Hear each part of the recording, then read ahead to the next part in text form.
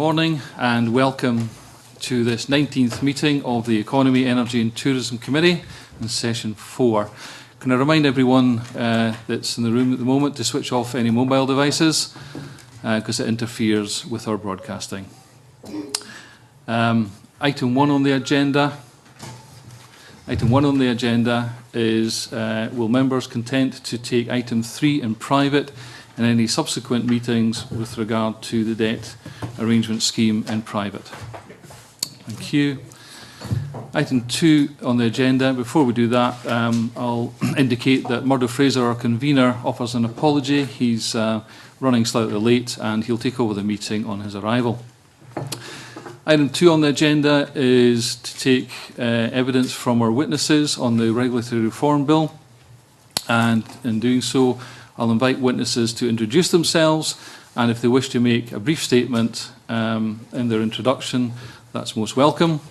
Can I remind members that if they wish to ask questions, can they keep them fairly short and concise, and perhaps to our witnesses in giving their answers, if you keep them fairly short and concise as well, it means we'll probably get through more questions at the end of the day.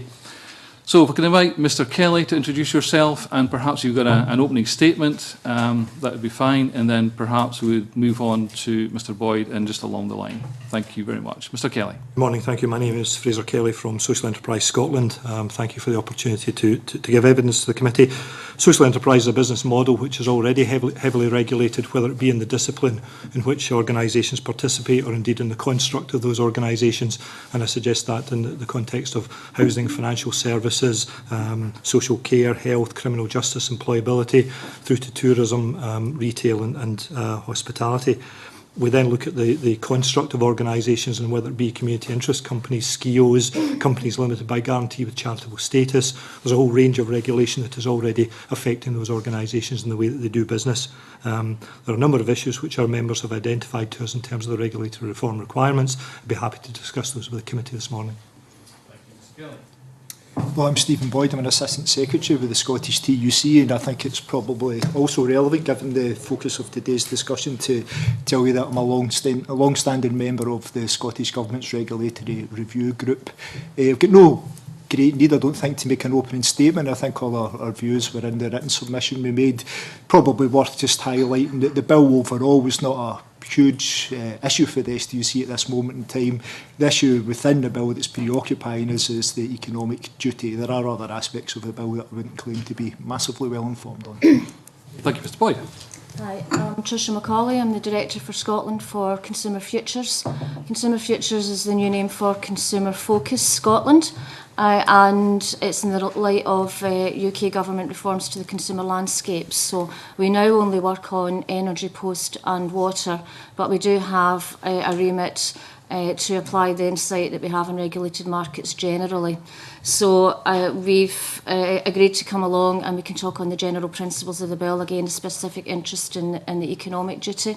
But we've had to tail back and stop our work in some of the other areas that are detailed in the bill. So we didn't put in an extensive written submission, and we've had to stop our work in areas like planning and food safety and environmental issues. So, but we are happy to talk about the general principles, and like Stephen, our main concern is about the economic duty. Thank you very much indeed. My name is Dave Watson. I'm the Head of Bargaining and Campaigns at Unison Scotland. We represent the staff who administer regulation, or most regulations, and we've in our evidence obviously made the case of the value of regulation. Like others, we're concerned about the confusion that the economic growth proposal puts in it. We're also concerned about the centralisation within the bill, particularly through national directions and the planning fees. Thank you very much, Mr. Moore. Can I just indicate to witnesses and to members that if you wish to make a point, if you can catch Diane's attention, then Diane will indicate to myself, and then we can move on from there. Perhaps an opening question. In terms of the consistency of regulation, with regard to improving consistency of regulation in Scotland, is the way forward legislation? Mr. Watson. in simple terms, but needless to say, I'll expand on that. The reason we don't believe that's the case is because essentially regulation is different in different fields and in different parts of the country. Most of our members are involved in local regulation, and they need to reflect the needs not just of businesses but of the community. You know, it's often regarded, for example, you read the planning sections of the bill, you would think that the only customers of a planning department are those who are developing, where actually the customers of planning department are us, the community. So planners have to take into account a wide variety of interests.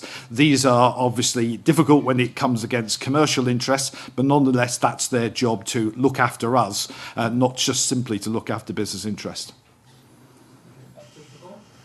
Yes, we actually agree with the proposal to place the duty on local authorities, but we do feel very strongly that there needs to be provision for an evidence-based case for exceptions.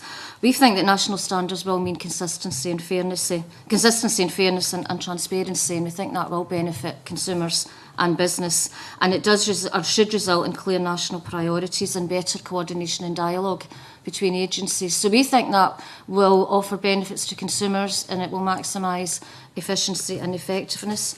Having said that, we do think very clearly that there is a case for evidence-based exceptions, and taking precisely probably the points that Dave has made, and the fact that we do need to think about local variations. We've got diverse communities in Scotland. So from that point of view, we don't actually think that ministers should have the duty to determine exceptions, because that then becomes quite a burdensome process. It's time consuming. It means that the people who have set the standards are also the people who create the exceptions, and we think that's something that should be done objectively and with a bit more flexibility. And you don't believe that centralisation of the standards would be objective? If you're saying it's done objectively. No, we're not saying that centralisation wouldn't be objective. What we're saying is it's the actual standards themselves that are set within the context of them being centralised, and that's fine. What we're saying is that the same framework which set the standards is then responsible for agreeing the derogations, and we're not entirely convinced that that requires legislation. Stephen Boyd. Yeah, well, I mean, I certainly endorse the comments that Dave's already made. I think, in the past, trade unions have very often been lone voices in making the positive case for regulation, which I don't think we hear often enough. But we've always acknowledged that to keep pace with a dynamic economy, then regulation has to be proportionate, it has to be dynamic in and of itself, and it has to be applied flexibly. I don't believe that the provisions of this bill are in keeping with that approach to better regulation. One of the great paradoxes, I think, for the STUC is the Scottish Government already has a decent approach to better regulation applied through the Regulatory Review Group. What the bill adds to that better regulation agenda, I'm quite unsure. I've never, despite the opportunity to discuss this issue at length with the chair of the RRG, with ministers and with senior officials, nobody has been able to make the case to me in any kind of coherent fashion about why we need this bill to supplement the activity of the RRG. Okay, thanks, Mr. Boyd. I think I would echo Stephen's comments. The view of our members is that the leap to further legislation is probably ill-considered until we've actually reviewed the legislation and the regulatory reform, regulatory framework that already exists. And again, the argument isn't in whether, as David has mentioned, individual communities, individual structures are involved in the design stages, whether they're involved in the review stages, whether they're involved in trying to achieve simplification, clarity and flexibility around the regulations that already exist. So rather than a leap to legislation at the moment, there'll be a desire to review what we have already. Yeah, thank you. I think you've all set out your position quite clearly this morning.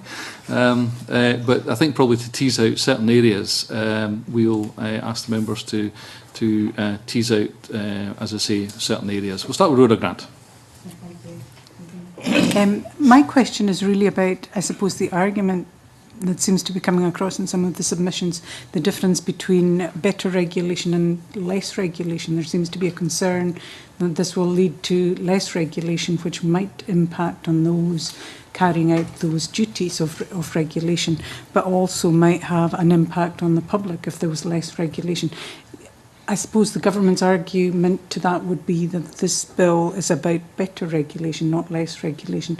Is there things in the bill that lead you to be concerned whether if this is going to lead to less regulation or not? And Dave Watson. Yes, Convener. I think it's important to make the case for proper regulation. Remember, the purpose of regulations is to protect the public and protect legitimate business.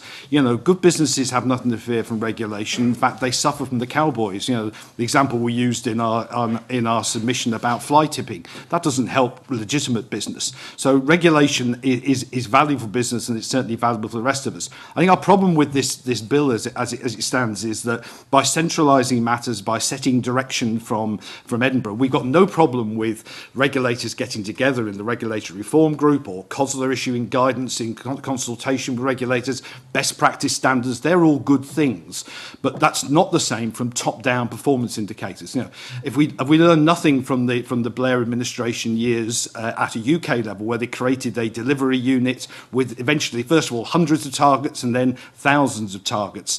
All that simply happens is that two things happen. One is if you set that sort of target, then other services suffer while everyone chases that target. Hospital waiting lists are a very good example of that. The other thing that happens on the basis is people game the targets. And you take planning for an example. You know, if you set a target of, say, 6 weeks for a planning application, and you've got a really busy, today we've launched a survey which shows how busy and stressed planning departments are under at the moment. What happens if you're a planning officer in those circumstances? The temptation will be to reject a failed bid because it doesn't meet the regulations, rather than waiting a few more weeks, going down to the householder and say, look, if you tweaked it a bit here, it would get through. You know, that's a good use of regulation. That's engaging with the applicant, whereas targets will simply drive a rejection philosophy, which pleases nobody. Yeah, we quite welcome the Scottish Government's overall approach to this. I mean, we do think they're trying to achieve better regulation. I think they've got it, that regulation is a means to an end, and it's not an end in itself, and that they've got a clear policy objective and a vision of what they're trying to achieve. Our concern is that we're disappointed at the limitation and the vision that they've got as a means of supporting business and economic growth.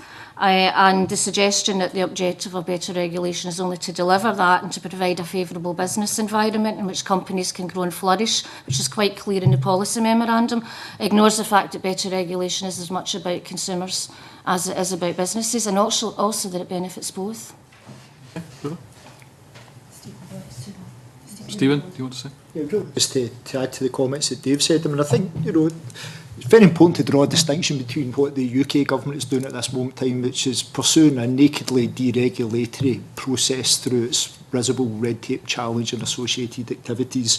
I think the Scottish Government's agenda is genuinely about better regulation. I'm certainly not trying to suggest otherwise.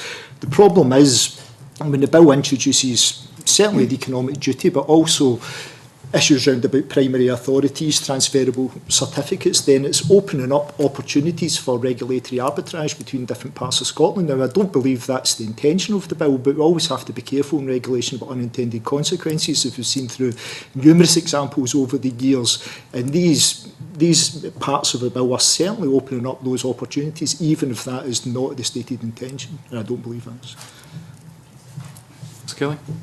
Yes, thank you. I don't think there's an argument that less regulation is what people are championing. I think it is about better legislation, better regulation. I think that's about the issues I mentioned earlier about consistency of approach. It's about the simplification, it's about the clarity.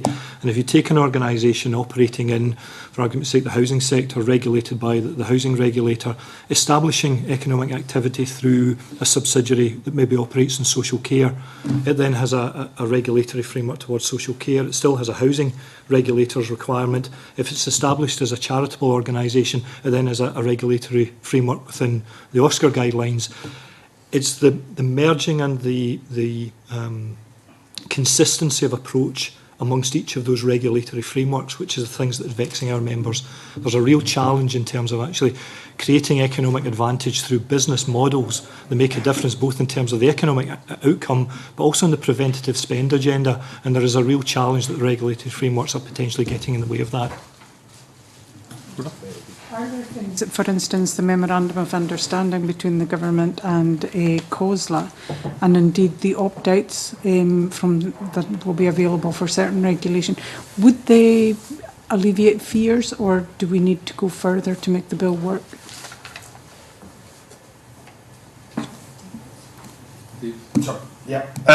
I think the work with COSLA in terms of bringing national standards together is the way ahead, and I think I would distinguish that from the bill which seeks to give ministers power to be able to direct from Edinburgh, and I think that's the difference here.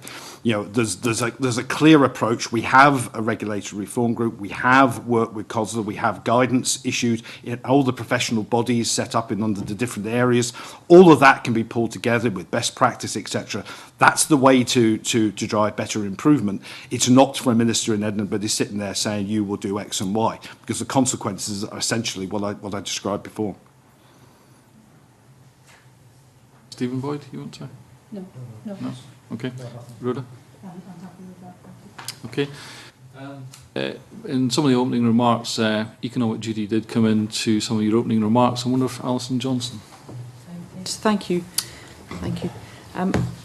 We've heard from witnesses that we've taken evidence already on the bill. Some of them, Scottish Natural Heritage felt that the promotion of an economic duty would have no impact at all on what they were already doing. Basically, I think there's a feeling amongst many that non-legislative approaches are working and that legislation simply isn't necessary. But there have also been concerns expressed that there is a conflict between this duty and other duties that regulators have. Now, I think the STUC and Unison in your submissions have made it abundantly clear that you don't favour this. Unison, in your submission, Mr Watson, you say many are concerned that it will leave their decisions open to a range of challenges when they give priority to ensuring public safety or that of the environment over the economic duty. I just wondered if you could tell us what challenges to decisions you fear. I mean, let's be clear, most regulators do take into account the economic factors. They do take account their main job, although sadly as a result of the cuts in staffing, they're more and more having to act in the policing role than being the educational and supporting role, and that's come out very clearly in recent surveys. Our members would prefer to spend time with businesses and others, helping them through regulation rather than just falling back on policing. But that's largely where we currently are, as we've shown with environmental health and planning in particular. But I think the concern of our members on the economic, by putting it in the statutes, essentially, first of all, it's very ill-defined. As many others have pointed out, what exactly does this mean in terms of your regulator? A regulator knows that, if a chemical company, pours chemicals into a river, they can measure that and they can take appropriate action. How are they supposed to take account of yes, it might well have an economic impact on that chemical company if they are prosecuted on that basis, but how are they supposed to balance that up? And the concern is, therefore, they'll then get dragged in to a whole series of legal challenges. So the company concerned will say, but the regulator only took account of the chemical spill into the river. He or she didn't take into account the economic impact. So we end up traipsing through the court of session, which ties up our members in days and months of legal work and costs to the local authorities in dealing with that. So the prospects of that, and the prospect of that then means, do the regulators say, well, actually, this is a big chemical company, they're going to tie us up for months in work on that basis. Maybe we should just turn the blind eye to a spill in that and go after smaller companies. Now, I'm not saying they do that, but there's a risk of that on that basis because these companies have deep pockets and can use the legislation that way. So I think it's ill-defined and it could have consequences which I don't think were intended by those who drafted this piece of legislation. Or do you want a supplementary on this? I have no general questions. No. Okay. Tricia McCauley. Excuse me, I'm frog in my throat. I would support what David's just said. We think there's not just a lack of clarity about how this might work, and a concern that we have that then introducing this new statutory duty might override the core functions of the regulator. So it's not well defined. Again, we think sustainable growth isn't just about economic growth, it's about social and environmental welfare. I'm not suggesting that we introduce yet another statutory duty on regulators, but what we're concerned is that there's a growing trend here. I was in front of the Infrastructure and Capital Investment Committee a few months ago, where several organisations made representations about similar duties being imposed on Scottish Water in respect of hydronation, and the Scottish Government constantly putting down an amendment. It's really just to get that balance, that sustainable growth is not just about economic growth, and that it's about social and environmental welfare as well. So again, just think it's ill-defined, and from the point of view of recipients or end users and people who are regulated, we'd be concerned that one duty overrode another. I tend to agree with the view espoused by the SNH representative that you spoke to recently. I mean, I think as we say in our written submission, there's no evidence that Scotland's regulators are currently acting in a way that's preventing sustainable economic growth, and nobody's provided evidence in that respect at all. We're concerned with the introduction of this duty as the balance is tipped further the other way, and we need to learn the lessons of recent economic history, which has been one regulatory failure after another, and we provide the example in our written submission of what happened once the FSA at UK level was given a specific duty to almost promote the financial services sector. It then becomes very difficult to discharge its core remit when it's fundamentally conflicted by having to promote the sector that it's charged with regulating also. And beyond that, I mean, there is a wider issue here as well, but further embedding the view that's already very broadly shared, unfortunately, that regulation is a fundamental barrier to economic growth in Scotland. Scotland is a very lightly regulated economy. We need to be clear about that. The labour market is the third most deregulated in the developed world. The product market is the second most deregulated in the developed world. That is why we were at the epicentre of the banking crisis. That is why we've got more low-wage jobs than any other similar jurisdiction. So we need to be very clear about the downsides here. Mark Biaggi, you want to come in there? Yes, the change from the initial proposal that was consulted on to make the duty for sustainable economic growth only some wording along the lines of compatible with the exercise of its functions. Do you think that has a material change in how the duty would impact on regulators from the initial proposal? I think in fairness, convener, I would say that it's better. I think we've all agreed that. I think if you look at the responses to the original consultation, they were very strongly about that.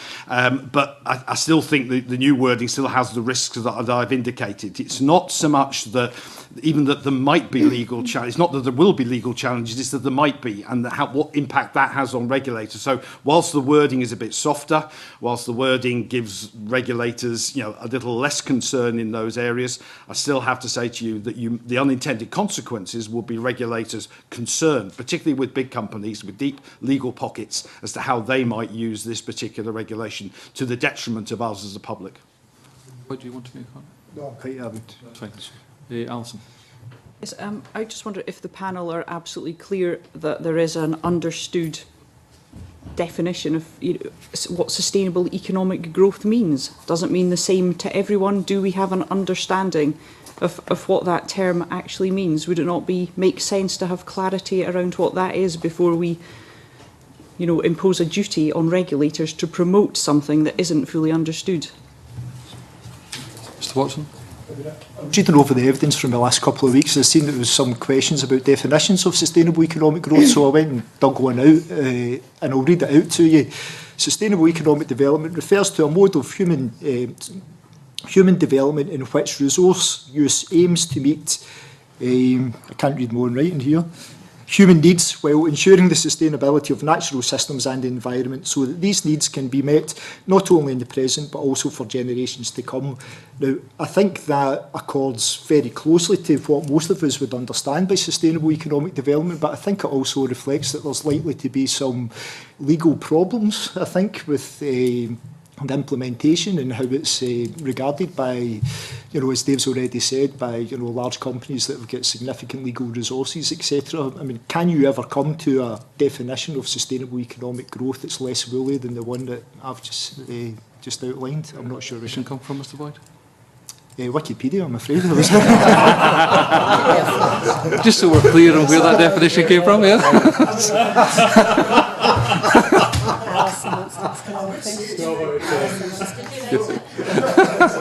From memory, it's very close to the definition that's been in various Scottish Government documents. I don't think Alison. I think the definition you just gave appeared to be for sustainable economic development, and it may be the case that sustainable economic growth should be replaced by sustainable economic development. I'm sure that's something the committee is going to explore at some length. Can I just ask Mr. Kelly what his views are? I think you make a very valuable comment, and Tricia also made comment on it earlier on. It's about who actually understands that phrase, and it's about people who use services. It's about our customers. It's people. What is their understanding of sustainable economic growth? Because when we're actually designing the delivery of services within a regulatory framework, it's important that people understand why services are designed and delivered in the way that they are. That's why I come back to some of the issues that our members have around existing legislation. We're favourably encouraged by the introduction of things like the Procurement Reform Bill and the Community Empowerment and Renewal Bills. Those put duties of care on organisations to procure and commission services in a different way. I challenge it a little bit in that I think there's already sufficient power for them to be able to do that in a different way. I don't think we need more legislation, but as they come in, people understand better what is trying to be achieved. So I think it's the audience to whom we're trying to get that message of what does sustainable economic growth mean. And indeed, Stephen's definition of it there, I don't think anyone would argue with, but if you were to say that to someone in the street, I think they would probably have switched off and fallen asleep by the time you reached the end of it. So. Marco Biaggi, you wanted to follow up. Sorry, Alison. For clarity, does sustainable economic growth need to be defined in statute for this to work? I think the difficulty with that one, convener, is that you know, if we're struggling even with the benefit of Wikipedia, it's, you know, put yourself in the shoes of an environmental health officer or a planner or a SEPA inspector on the ground. Sort of a new professional in that area trying to make these type of judgments on the ground. It's very difficult. And I can tell you, as a lawyer, that sort of phrase is if I was a commercial lawyer, it would be absolutely wonderful. That will keep me tied up in the court session, earning fees for a long time, and frankly, we've got better things to do to spend public money on than to engage in that sort of exercise. That's slightly aside from my point. I suppose my point is, if this power is introduced, does it need to carry a definition with it, or is that going to be a material and legal challenges you think will happen anyway? I think it'll happen anyway. I think, obviously, if you're going to put phrases in legislation, it's a matter of good statutory interpretation. You put a definition in there because legislation has, of course, its own lexicon in the laws of statutory interpretation. So I think that helps. But the difficulty is any definition that you come up with is going to be very general and fairly woolly and be open to challenges to, first of all, what it means, and secondly, how you apply it in particular circumstances. So I think those are the two legal challenges for something as nebulous as sustainable economic growth. Mr. Macaulay, you want to come in there? Yes, well, the conversation has moved on, so I'm probably just going to say support what Dave has just said. Yes, any definition which would clarify things would help.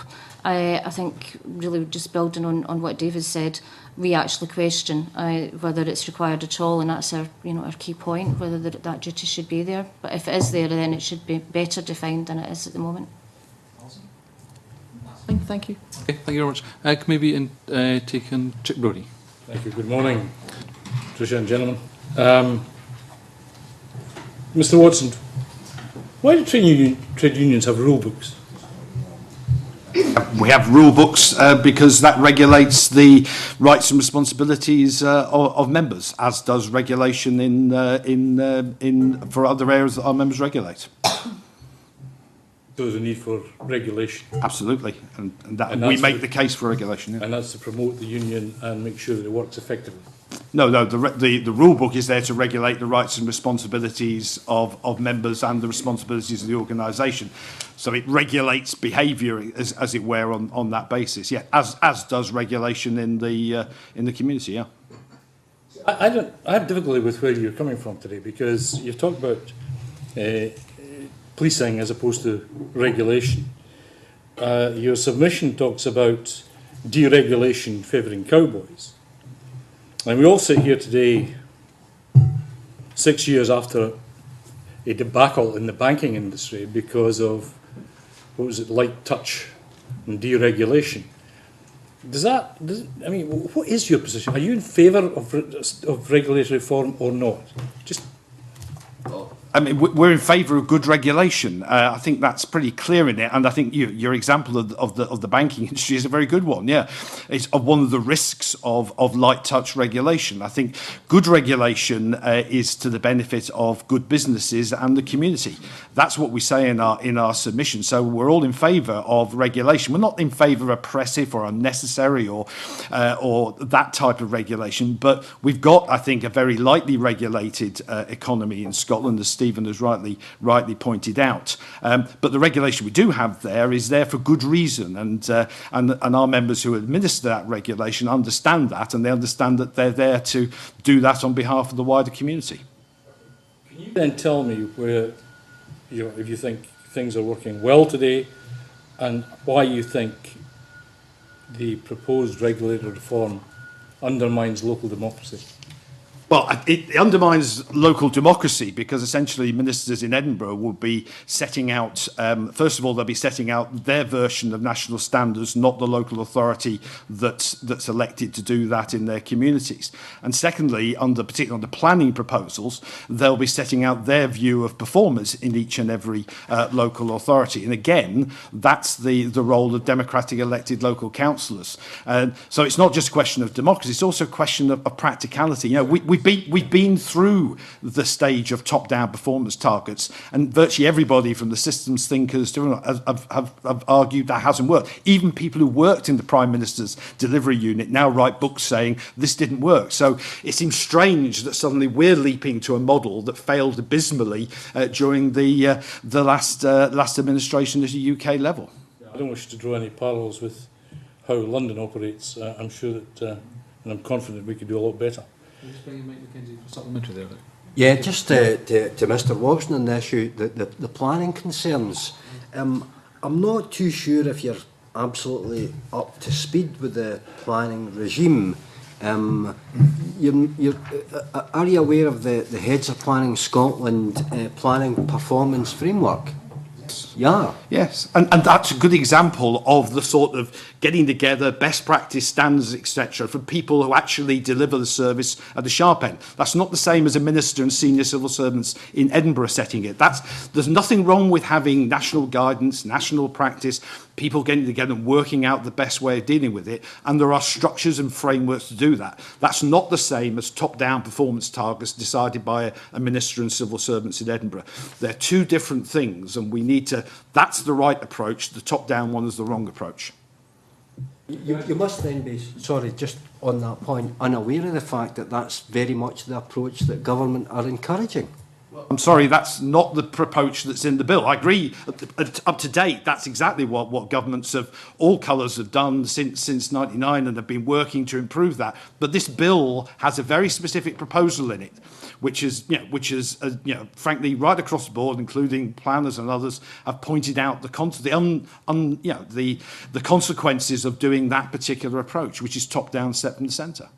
Can I ask you then, and this is my last question, with apologies to Mr Brodie, what you think of the first annual planning performance report? Well, I mean, I think, I would urge you to consider this is the first one. Yes. So it's been encouraged by this government, not by all governments since 1999, but actively encouraged by this government. What do you think of that report? I've no problems with that report at all in terms of the general approach, in terms of improving standards, improving delivery, coordinating. All of that's absolutely fine. But that's not what's in this bill. I don't know whether it's intended to be in this bill, but this bill gives ministers clear powers to set their own performance framework from Edinburgh. That's not the same as the approach to date, which has been one of improving performance across the board. Mr. Brodie.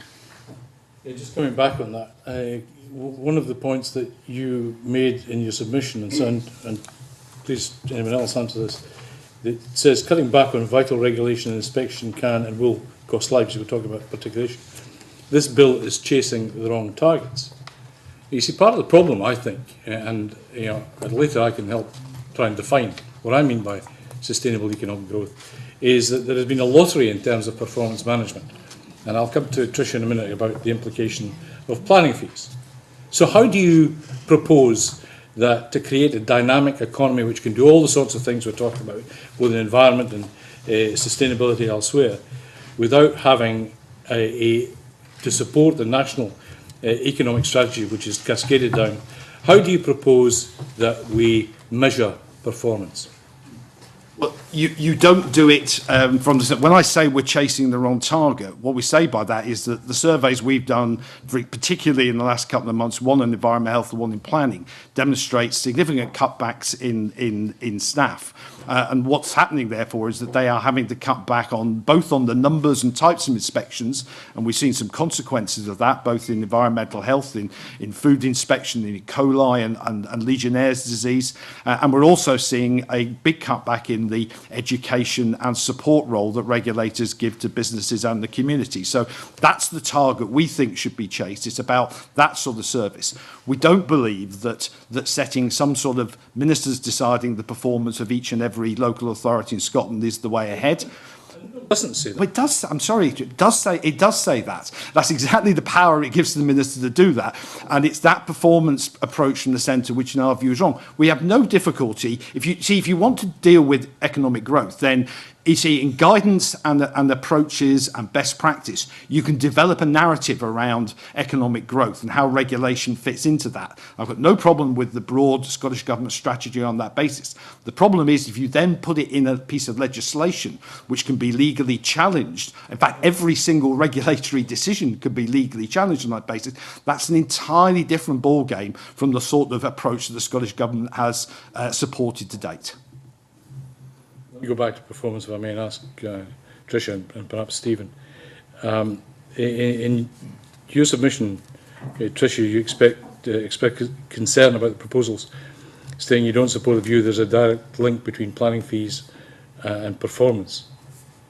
What's the basis for that comment?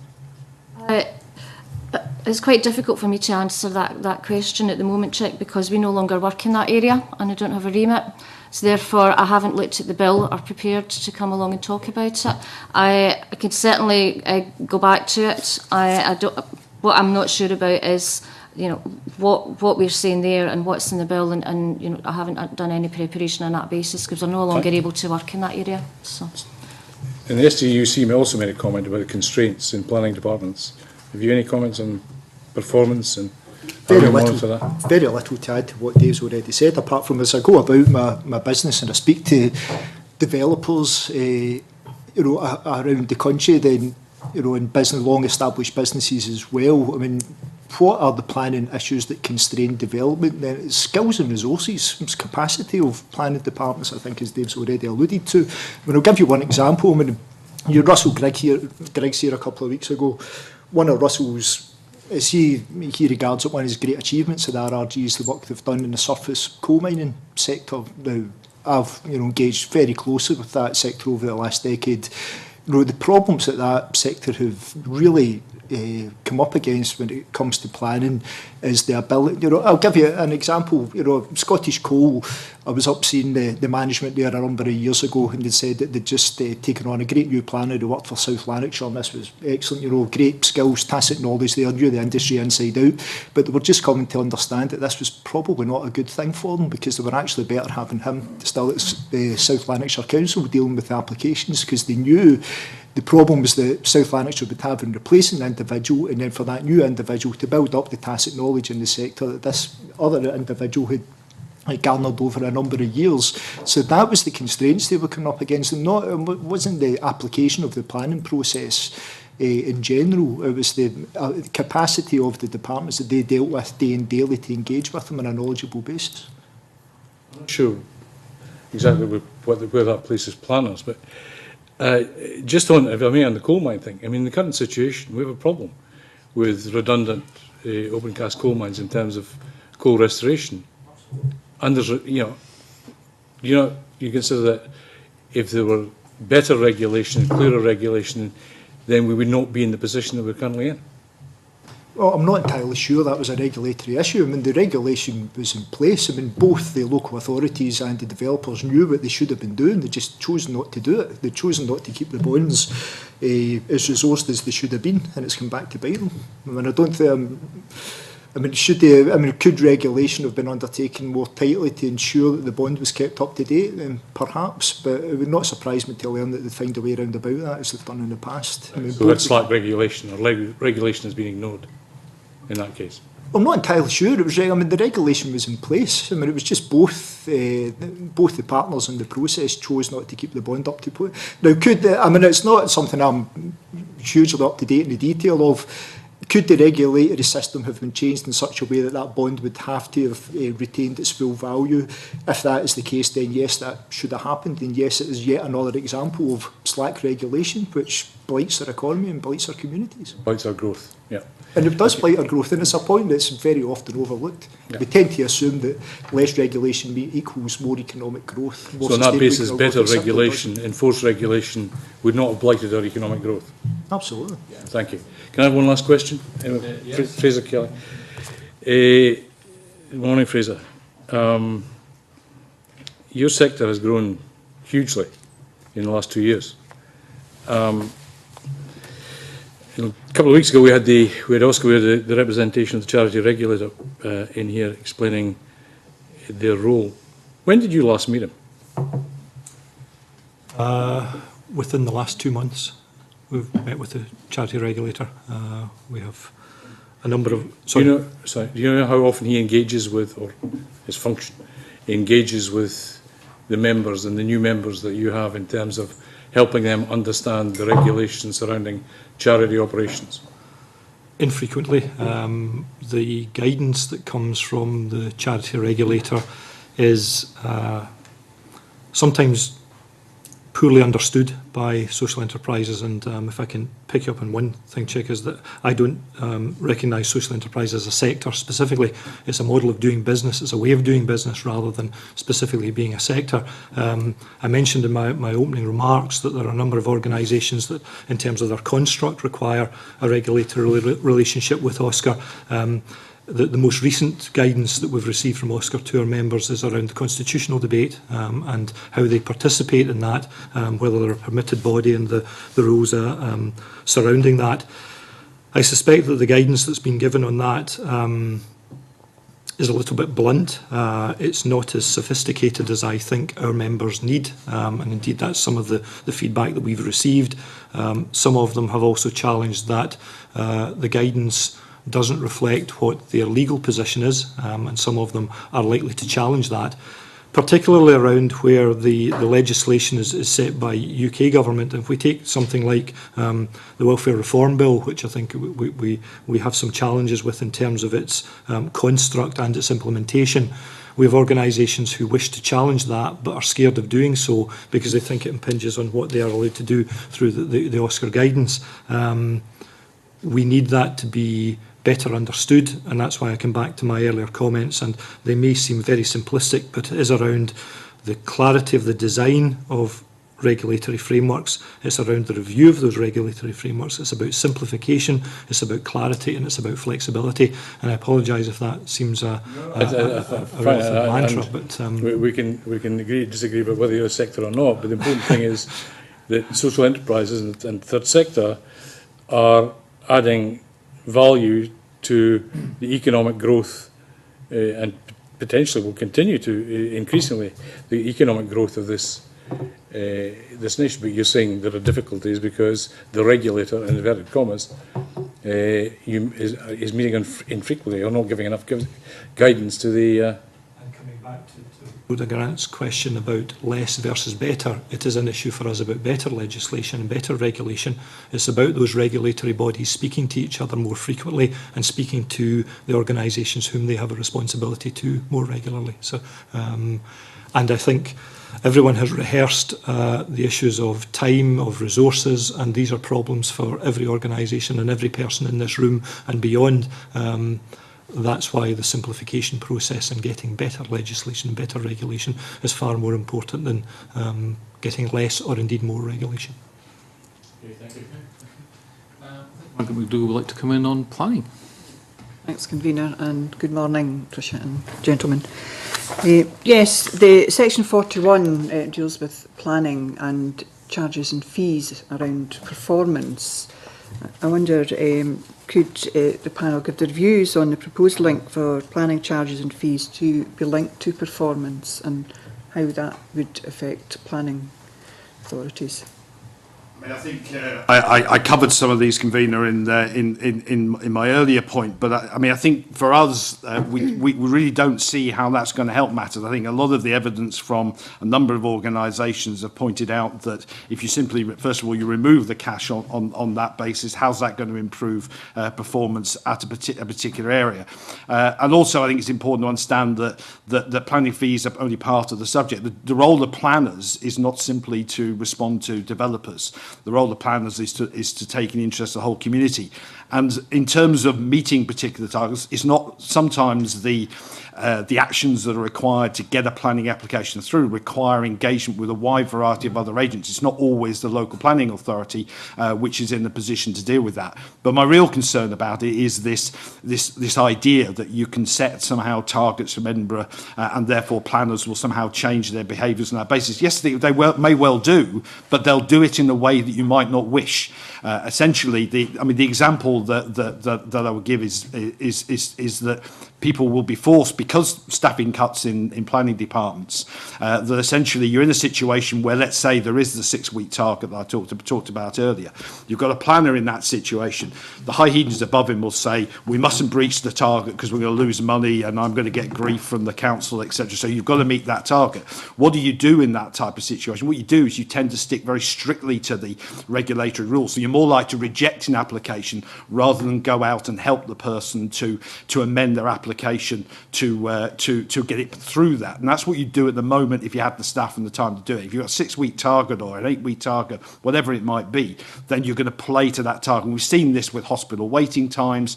We've seen, if you read the work done by the Vanguard Group in terms of systems thinking, they've analysed this top-down target performance culture in huge detail right across the public sector in the UK. And they've shown time and time again. In fact, a previous minister, Jim Mather, was probably the biggest advocate of this argument, saying that this does not work, and very, very strongly pointing out that type of top-down performance culture is the wrong approach. So we would say that's the wrong approach. It isn't going to achieve what people think it might achieve, and in fact it could have unwarranted consequences. You acknowledge that there is a need to measure performance. You could say things, for example, that that it would be a broad gain to, for example, if applications were dealt with promptly, if they're dealt with within 6 and 8 weeks, that's absolutely fine. But if you have a strict target, people gain targets, and also other services lose out as a consequence. So it's the framework, it's how you do it, and if you have penalties in that way, we know from experience it doesn't work. Mackenzie's got a supplementary here?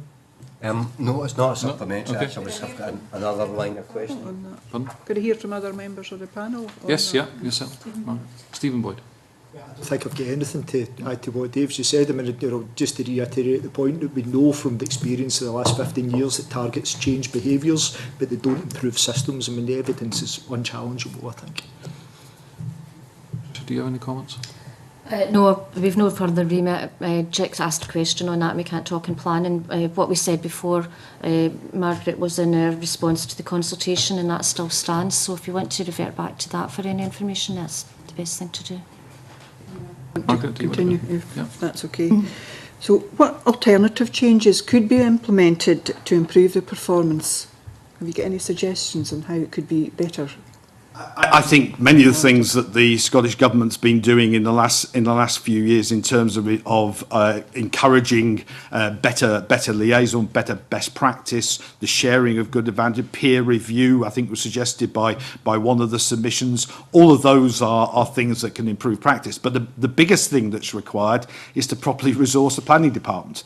You know, you will never get good performance when, if you see, and we'll send you to convener the survey that we're publishing today, where we've asked planners at the sharp end what their experience is, and overwhelmingly they're coming back and saying, look, we're having to drop things, we're having to rush things, we aren't able to deliver the standard of service that we wish to do, and that's the real issue in planning departments at the moment. So, you know, we can do a whole range of things from the centre, but the reality is if there aren't enough people on the ground to do the work, then the quality of service will fall, both for those making planning applications and the wider community that relies on planners to ensure that the built environment is protected.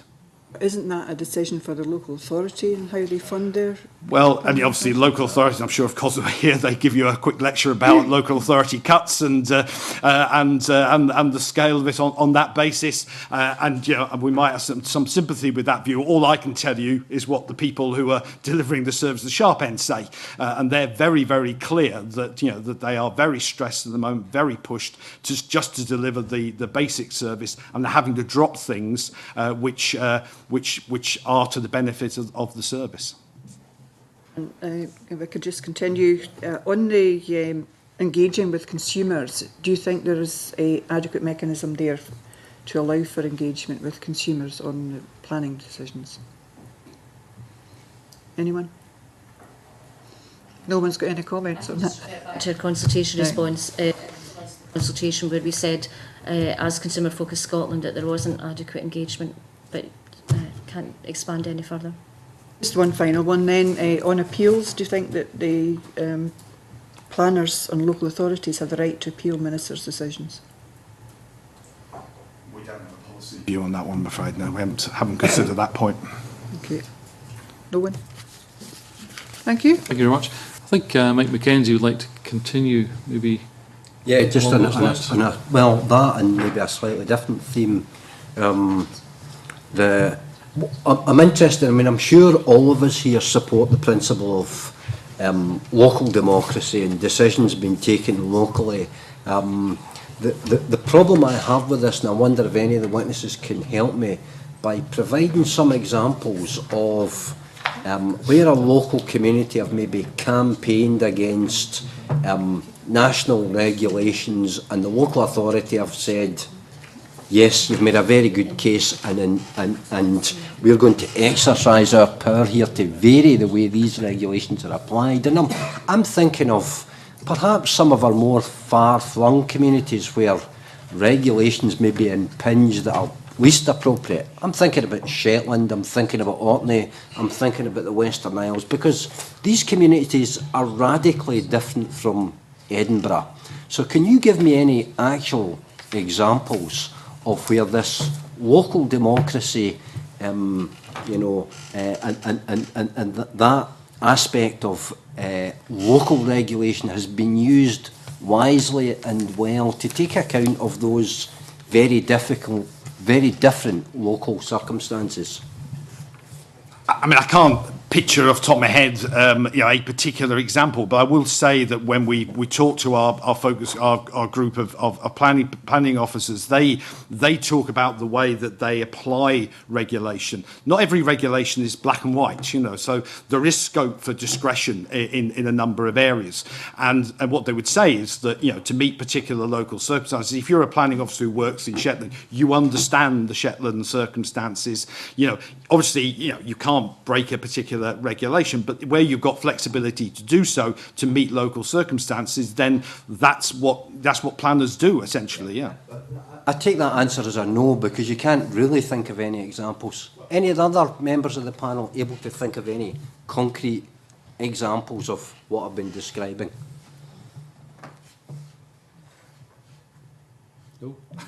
Thank you very much You indeed. wanna And move I'm on, sure Mike? you'll agree with me. That is very, very significant and pertinent to the discussion that we're having. Do you think... I don't think it was at all pertinent to the discussion we're having. I think I answered the point in general. So I'm not sure what the point Mike's trying to make. All I'm saying is that the fact that we can't produce a particular example in a particular local authority. I've had a particular local authority. I'm sure every planner in every single local authority in Scotland could give you an example. Yeah. And I'd like to move on to some other areas of questioning, if you don't mind. So, yeah, and can you think of any situation where members of the public would be distressed if they were faced with a postcode lottery where they had maybe quite onerous regulations applied in one area and then they just move a few miles across the border, as it were, and they have quite a different regulatory regime? Could you think that people may be distressed or unhappy about that situation? I can see them that they might be, but that's the point. Is there are national laws for a lot of these issues. That there may be discretion within those areas. I think the problem about the concept of postcode lottery, and it's used in a number of areas. One person's postcode lottery is another authority's local discretion, and I think you have to be. I always cringe, to be honest, when politicians of all colours, and it's not just you, Mike. Others use the phrase postcode lottery, and I've given them a hard time as well for that very reason. So I can understand the issue about different regulation, but in the main, most regulation is dealt with at the local level, and people exercise sensible discretion where they can do under national laws, which are consistent across Scotland. Mr. Kelly. Thank you. I think it's an interesting point that you raise, Mike, and in terms of our understanding of the Scottish economy, the issues that affect individual communities for our part, are broadly similar. There are issues of housing, there are issues of health, there are issues of economic sustainability. Have people got a job? It's issues of environmental sustainability. And whilst those issues are very similar, I think individual local communities need very different solutions in many cases. So the issues in a Helmsdale or an Elgin are not the same as they are in a Greenock or Port Glasgow. We have a number of organisations who deliver services nationally across Scotland and indeed across the UK, whether that be in housing, whether it be in health, whether it be in employability. I suspect some of their concerns is that there is an inconsistency in the application of some of the regulation. So what they want to achieve is a greater understanding of, will proposals and developments be achieved within the same timescale, at the same quality, within one local authority area as they are in another. And I'm apologising for not answering any of the planning issues. I'm not a planner, so I didn't want to come in on any of the town planning issues. But there are a number of things which I think need very careful consideration of local solutions.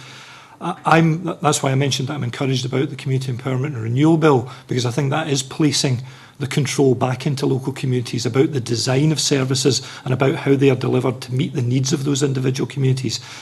I'm interested in the comments that were made earlier on by Dennis Robertson about can we measure, and I'm a great believer that if you cannot measure it, then you cannot manage it. And I think that's what many of our members who are involved in disciplines from, as I mentioned, housing through to health, are saying to us, that the measurement frameworks that are applied are inconsistent, and they have to have almost a number of different attributions to achieve a sensible assessment of what that measurement of whether it be economic or social outcomes actually are. And again, this comes... Seeking outcomes. Sorry? You'll be seeking outcomes, yes, with reference to your measurements. Yes. I'd like to thank you, Mr. Kelly, because I think you've made a very important contribution, to this debate, and particularly I think also with your earlier comments where you seem to be pointing out that the application of regulations that impinge on maybe one business or one organisation are very often at variance with each other or contradictory. I wonder if any of the other panel members or even yourself are able to think of examples of that. Mr. Boyd, you wanted to come in first. Yeah, I'd like to make a general point here about complaints. We often hear about the inconsistent application of regulation. I've been a member of the RRG and its forebears since the inception in 2000. Please stop you, Mr. Boyd, because it's a much better, it's much more helpful if, rather than making the point that you're going to make, if you answer the question I've asked. I mean, your question is that's extremely... usually the way it operates. You're making points that are extremely general in nature, so I'm responding in kind, and I think it would be polite having invited... Specific examples Yeah, that and you I'm may going be to- aware of. And I'm going to come to that. Right, Mr. Boyd. Time and time again at the RRG we hear complaints about inconsistent application of regulation. Time and time again we ask for the detail of the complaints. Time and time again the detail was not forthcoming. Now I think, as Russell Griggs said to you a couple of weeks ago, in the whole time that the RRG has been going, we've received less than 10, I think he said, specific complaints about inconsistent application of regulation. Now we just don't know, I'm not able to give you specific examples because we do not get the specific examples following the general complaints. Now we hear general complaints time and time again, we ask for the detail and it is just not forthcoming. You know, so I mean that is the point. I mean the point I'm trying to get is to try and pretend that business growth in Scotland is significantly constrained by the inconsistent application of regulation is ridiculous, and there is no evidential base whatsoever to justify that proposition. And Mr. Watson, I would expect you, with your concerns for planning, to be able to give me numerous examples. If you're looking for examples, we've given them in our evidence, and we've also obviously provided other information on that basis. I haven't come armed with 20 examples and 20 authorities on that particular basis. I think what we said to you in our evidence, which is based on the views of people who actually do this on the ground, they're not sitting in Edinburgh viewing on this. They're actually doing this on a day-to-day basis. And what they would say to you is that the approach whereby this can somehow be decided in Edinburgh and imposed on everybody across the country is not the right approach. What they're saying is that they would seek to apply regulation in a flexible way to meet local circumstances, and that's all they're saying. Yeah, but you're not able to give examples. Can I just move on to a final area of questioning, because I know that Tricia has not had all that much to say, but I'd hope to just steer my final question into a direction that she may have something to comment on, because part of the focus of the bill seems to me to be that it's going to allow regulators, and I'm thinking here of SEPA, to focus more on big business and big organisations that they've sometimes struggled to devote sufficient resources to regulate them, and maybe disproportionately affected small businesses. And I wonder perhaps if Tricia remembers from our days in Waterwatch of the fiasco in... Which? Oh, it wasn't. So, sorry, I've misunderstood. I'm happy to answer the question. That. Well, just in general terms then, do you believe that, and I think Mr. Watson's touched on this, big business, big organisations tying regulators up in legal knots, and that therefore the regulators disproportionately affect the small businesses and small organisations who don't have the legal resources to fight them? Do you feel that the thrust of the bill that gives the regulators more teeth to deal with the bigger business, bigger organisations, do you think that's a worthwhile direction to travel in? I'm not sure if the bill gives them more teeth, but I certainly would be concerned that this overriding duty, if it is overriding, and that's our concern, that it might make regulators do that, would focus on big business and possibly at the extent of not so much regulating small business, but going out and actually helping them. You need to speak to the small business sector, but we do represent them in the areas that we're working in at the moment in regulated markets, and they're under severe pressure. So I think we would be concerned, and you raise a very interesting point, because there's something in there about if there is got to be an economic growth duty, then that has to be applied proportionally to support smaller businesses, and not so that the regulator can sign a tick box exercise. So I think that's a very good point that we would support. Could maybe, if, with the convener's permission, just go back to the previous debate on national standards without getting drawn into examples, because I can't remember too many. We struggled long and hard about the dichotomy between local democracy, because we're a consumer organisation, we're very much on about grassroots support and national standards. But where we came from at the end of the day was, apart from the fact that consumers don't sit, they might reside within one local authority area, for example, but they move about, they buy their food from restaurants somewhere else, they're at risk of environmental health or operations from SEPA when they move about Scotland. Generally we felt that consumers, and based on research that we've done in the past, that consumers benefited from a consistent approach. But the real reason that we really came down on that side was because of work that Consumer Focus Scotland did on local authority, local enforcement services in key areas like trading standards and environmental health and food safety. I'm stretching a bit outside our current remit now, and again, it's not local authorities' fault, it's the times we live in, but what's happened is that there's been a very patchwork service in these areas for consumers developed over the years. Some local authorities have been able to devote resources to these, but some have got no resources whatsoever. And it's a workforce that is ageing and has not been replaced, and we find that consumers are at key risk. And the reason that we thought about looking at this from a national perspective was to nudge local authorities into looking at these areas more, the poor relation of some of the services, quite rightly, and some would say, and you can perfectly understand that, our local authorities got to concentrate on frontline services, but there are some pretty critical issues in the back room. So that's why we went for the approach that we did. So sorry for going back.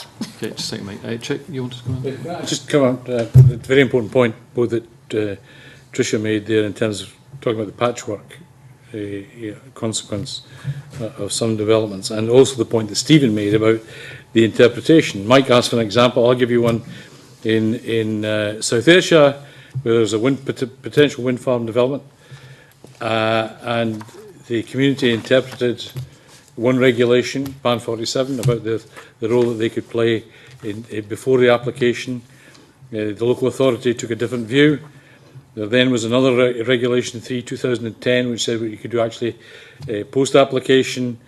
Community Council took one view, the local authority took another, and when you look at them, there's a lack of clarity.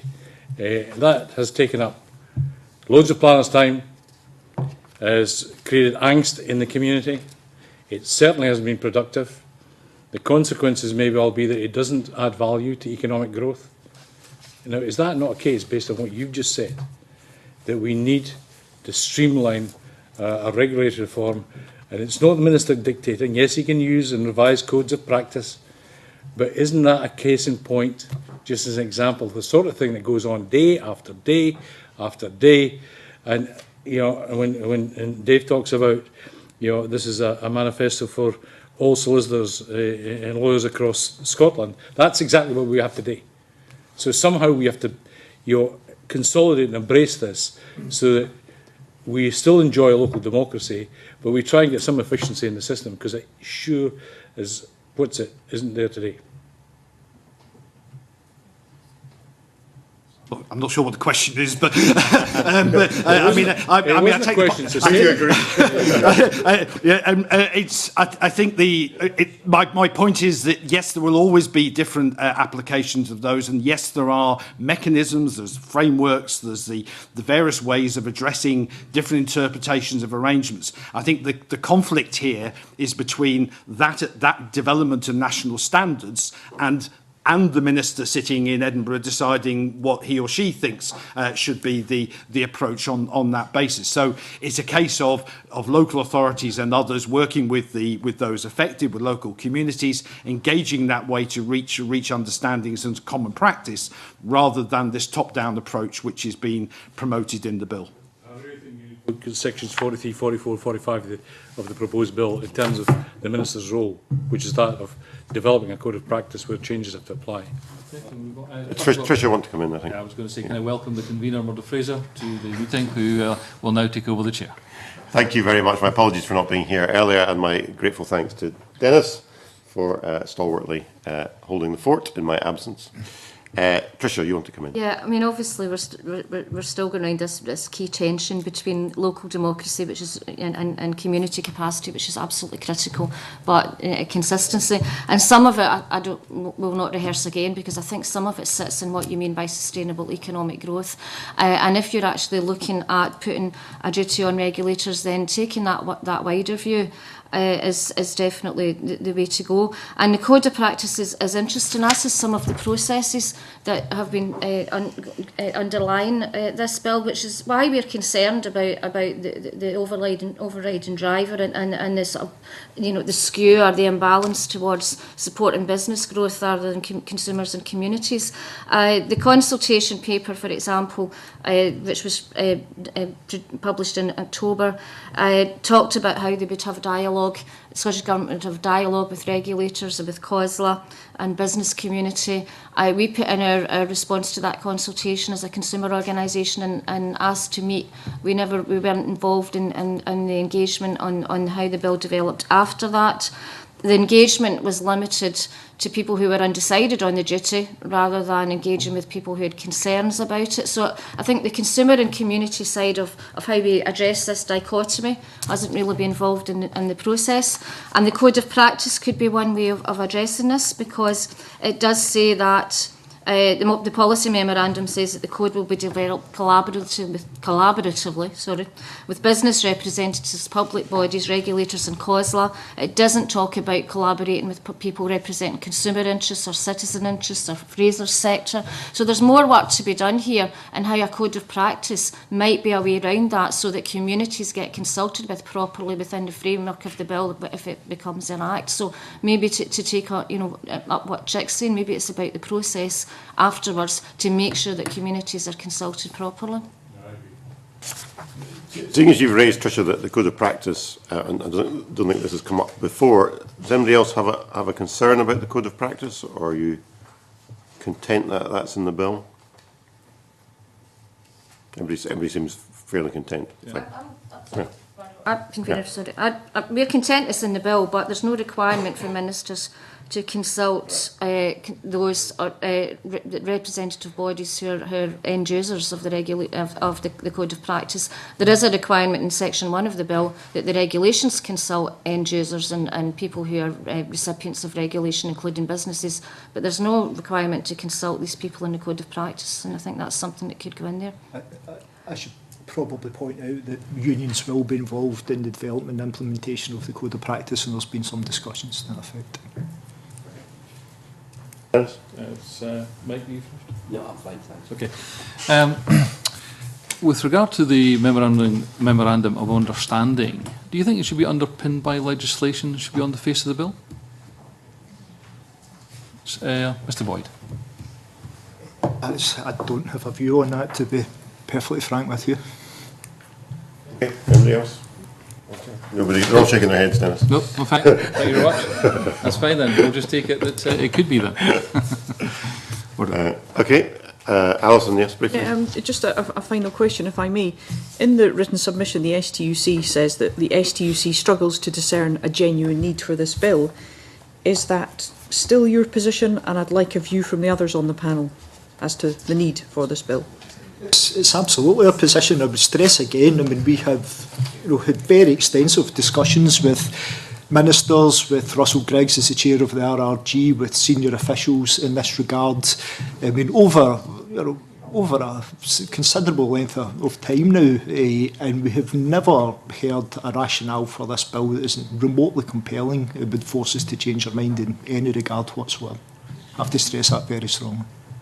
Yeah, our position would be the same. Obviously, the bill's been used to tidy up some other bits and pieces, which is fair enough, is what civil servants do when you get a bill like this. It's an opportunity to tidy up other bits that you would have done when a suitable thing came along. But in terms of the main thrust of the bill, in terms of national standards, in terms of the direction powers, in terms of the planning fees, etc., we don't see any need for the bill. And what we say is that, frankly, legislators can give a whole range of powers to all sorts of people, and may be good or bad on that basis, but what matters is, can you enforce that regulation? And the evidence that we've shown very clearly is that our people are saying that they're not able to enforce the regulations as they currently stand. They're simply struggling to do that, not just in terms of the quantity of the people, but some of the survey we've done today, for example, on planning, for example, they've lost experienced planners who had knowledge and experience in key areas because they've gone as well. There are more junior staff who are trying to cover those more senior roles in many ways, and that's the difficulty here. And we've seen that in so many other areas. See, the minimum wage, for example. We have a minimum wage in there, but you have too few wages inspectors to enforce the minimum wage. And I'm afraid it's the same in planning, and it's certainly the same in environmental health. And the surveys we've done of our members time and time again are showing that. So by all means, you can give regulators all the powers that you want, but if you don't give them the resources to enforce those powers, then frankly you're just raising expectations that nobody can meet. Briefly, yeah. Yeah, very quickly, I should have said, that our concern is not only that we can't see a rationale for the bill, our concern is that in Scotland we have pursued a distinct approach to better regulation for a number of years now. It's a very considerable buy-in from a range of stakeholders who've put a lot of time and effort into developing this different approach. Our concern is this bill might drive a coach and horses through that, from a consensus. But it's been difficult to establish and to maintain. It's been required a lot of sensitive discussions across a range of areas. And this sort of bill, with particularly the economic duty, has a real potential to upset that, which would be a real shame, I think. Support what Stephen has said. I mean, obviously, with the exception of the section on national standards for the reasons outlined before about, protecting vital services. But with the key thrust of section 1 of the bill and the general principles being on this economic duty, I would support what Stephen has said, in that we think it skews regulation towards one particular aspect of the work of regulators, and possibly at the expense of protecting some of their core functions. Mr. Kelly? I suspect I come back to my original comments, and it is about the balance between sort of an enforcement bill versus something that's an enabling bill. I think the economic duty is one which we understand fully the principles behind it. I think Tricia's comments are fair in that it perhaps skews it in one direction, but the Scottish Government National Economic Framework, the first paragraph that is a strategy for growth. We need to encourage greater economic growth. We need to understand how the regulatory framework enables that economic growth rather than constrains it. And I think we need to look at the existing legislation that we have already before simply leaping to have new legislation in place. Many of our members struggle with the application of the existing legislation, the existing regulatory frameworks. For them to begin to have to understand something else that's coming in will again devote their resources to understanding what the legislation is rather than the design of the services that individual communities and individual people need. So our view is always coming back to the issue of what do local communities and what should local services look like. If the regulatory reform improves that, well and good. If it doesn't and it's the status quo, then it hasn't moved us very much further forward. Margaret McDougall. I'll just take you back to the planning, and we've heard a lot this morning about how under-resourced and the capacity of planning departments, and setting aside the underfunding of local authorities. Do you agree then that there should be an increase in the fees for planning applications, for example, wind farms? Mr. Watson? I mean, I wouldn't want to say a particular level. I mean, I think you need to sometimes I know the argument's made that planning fees seem to be in excess of what it might cost to administer a particular aspect of the fees. I think what we would say is that planning fees need to recognise, those paying planning fees need to recognise it's not just a case of the administration of their planning application. The role of the planners is to take account of the interests of the wider community, and therefore planning fees are an important source of income to fund planning departments to ensure the range of skills are there. And this is a real challenge, particularly in new areas where planning officers might need to have specialist expertise. And if the particular local authorities, for example, have a lot of wind, take Aberdeenshire, for example, lots of wind farm applications in that area, clearly planners start to develop an expertise, but they'll also have specialists in some of those areas, like the effect on the environment, for example, effect on wildlife and those sort of specialist areas that a generic planner might not have. So the value of fees is that they are an important contribution to the funding of those departments to ensure that they can respond, I emphasise this, not just to the developers' wishes, but also to ensure that the whole community is engaged. So I'm not going to say it should be 10% more or 10% less. I don't know the answer to that, but it must be at a level together with general local authority funding to ensure planning departments can carry out their function. If they can't carry out the function, then there will be problems, and that will impact on economic growth. We accept that. Right, if nobody's else got another question I want to ask, one thing I would just like to ask before we finish, this is not in the bill, but we've had indication from Fergus Ewing from the Scottish Government that they are minded to lodge a Stage 2 amendment to adopt primary authority partnerships, which are a concept existing in England and Wales. Does anybody have a particular view on that, whether that should be in the bill, or do they have concerns about that? Stephen Boyd? I think I said at the start that my concern would be that this proposal opens up another opportunity for regulatory arbitrage, i.e. companies might over time gravitate towards those local authority areas where the regulation was regarded as less stringent. I'm not saying that is the intention of the bill, but what we've learned from regulation over the last couple of decades is there's often unintended consequences from proposals such as this, so we'd be very concerned. I would also say that as part of the work of the RRG, we've had on a couple of occasions had officials up from BIS to talk through the primary authority system. I mean, they've never been able again to furnish us with any evidence about the benefits of this to sustainable economic growth over the longer term. In fact, their position seems to be largely theoretical about how this will work. I mean, we've seen very little hard evidence about how this has benefited companies in practice. Yeah, I mean, obviously, we were told this a couple of days ago, so we've only been able to have some discussion with colleagues down south as to their response to that. I think the general view is that nobody's really seen any great benefits from it. I think when you look at it initially, you assume this is for the benefit of very big businesses, you know, who want that sort of consistency across the country as large and diverse as England. But actually, there seems to be a mix. About half of the users are large, over 250 employee firms, and seems to be a strange mix other than that. So it's not entirely clear who thinks it's a good thing. So we haven't seen much evidence of that. I think the other thing you perhaps need to ask and look at is what impact does this have on the transferable food safety certificate, because it seems to me to be chasing a very similar issue on that basis. So and yeah, like Stephen, we'd be concerned about that. I think you also need to ask questions about, well, what would be needed to administer this. You know, in the UK government, there's a whole unit, you know, better regulation unit, not quite a Quango again, but it's another great department full of, you know, civil servants deciding and setting out guidance and instructions and everything else, and have a role in setting which authority does it. So I mean, they direct that from the centre. So I think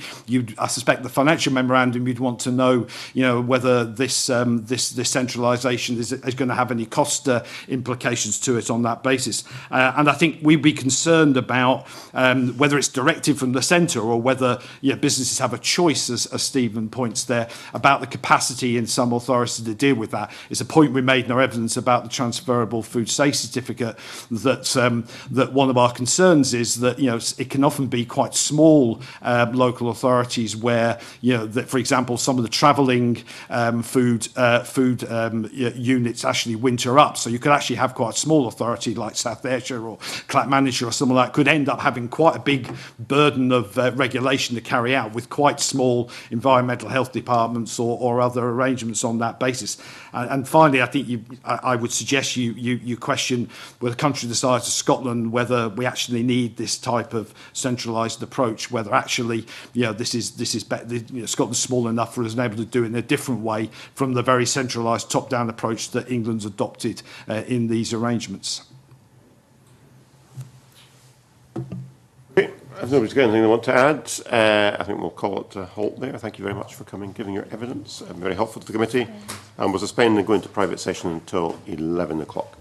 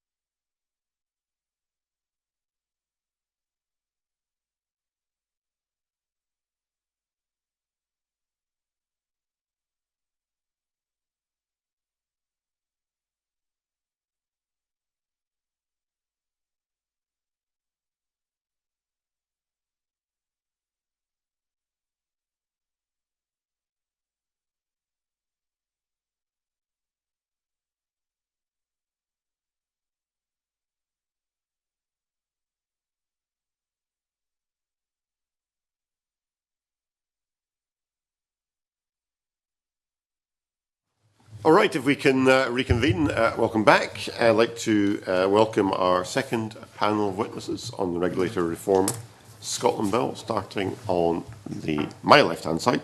Colin Smith, Director, Turley Associates, who represents the Royal Institution of Chartered Surveyors. Malcolm Fraser, Director of Malcolm Fraser Architects, representing himself. Nancy Jameson, who's Vice-Convener, Heads of Planning Scotland, Development Management Subcommittee. Alison MacDonald, who's the convener of the Royal Town Planning Institute for Scotland, and Alison Polson from Brodie's, representing Planning Aid for Scotland. Welcome all. Before we get into questions, anybody want to say anything by way of a brief introductory statement? We have your written submission, so don't feel it's compulsory. If not, we'll just go straight into questions. Okay, thank you. We were quite a large panel this morning. I would ask members if they can direct questions to a particular panel member or members rather than just throwing them open, because if we throw them open, you'll all five of you want to answer every question, and that'll mean we're here till 3 o'clock this afternoon. I would ask members to do that and keep their questions as short and concise as possible, and if we could have concise answers, that would be very helpful. If a question is asked to somebody else and you would like to answer it, if you just catch my eye, I'll try and bring you in as best I can. Right, I think we'll start on the question of planning fees, which I think is probably the biggest concern for most of the panel. And I'll start off with Rhoda Grant. Can I ask, and I think this is probably more directed to Nancy Jameson, can I ask whether fees should be ring-fenced to planning departments so that any fees charged go straight into planning to resource that service?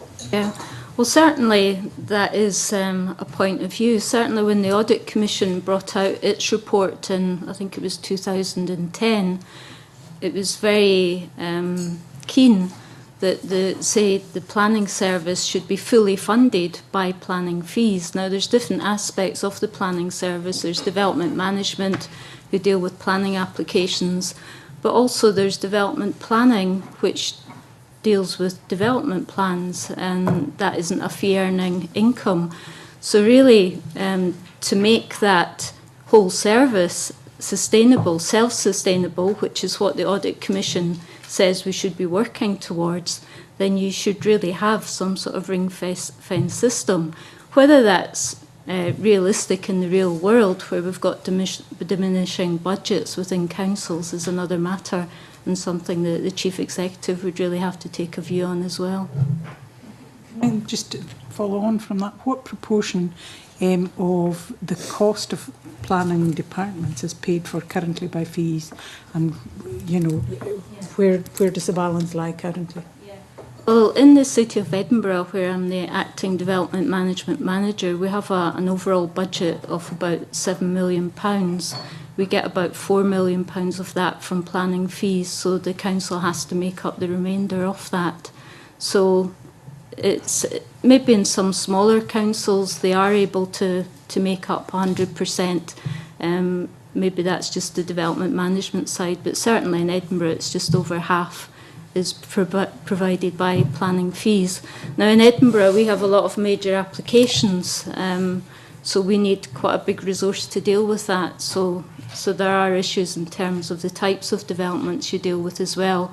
The smaller councils maybe don't have so many major applications, but certainly the major application service doesn't pay for itself by any degree, because the maximum fee in Scotland is tiny compared with England. Just one more question. So if that were the case, would the solution to the problem be to have the cost of the fee reflected in the cost of processing that application, or a general increase in fees, or have a kind of a level which you then top up depending on the cost of the application?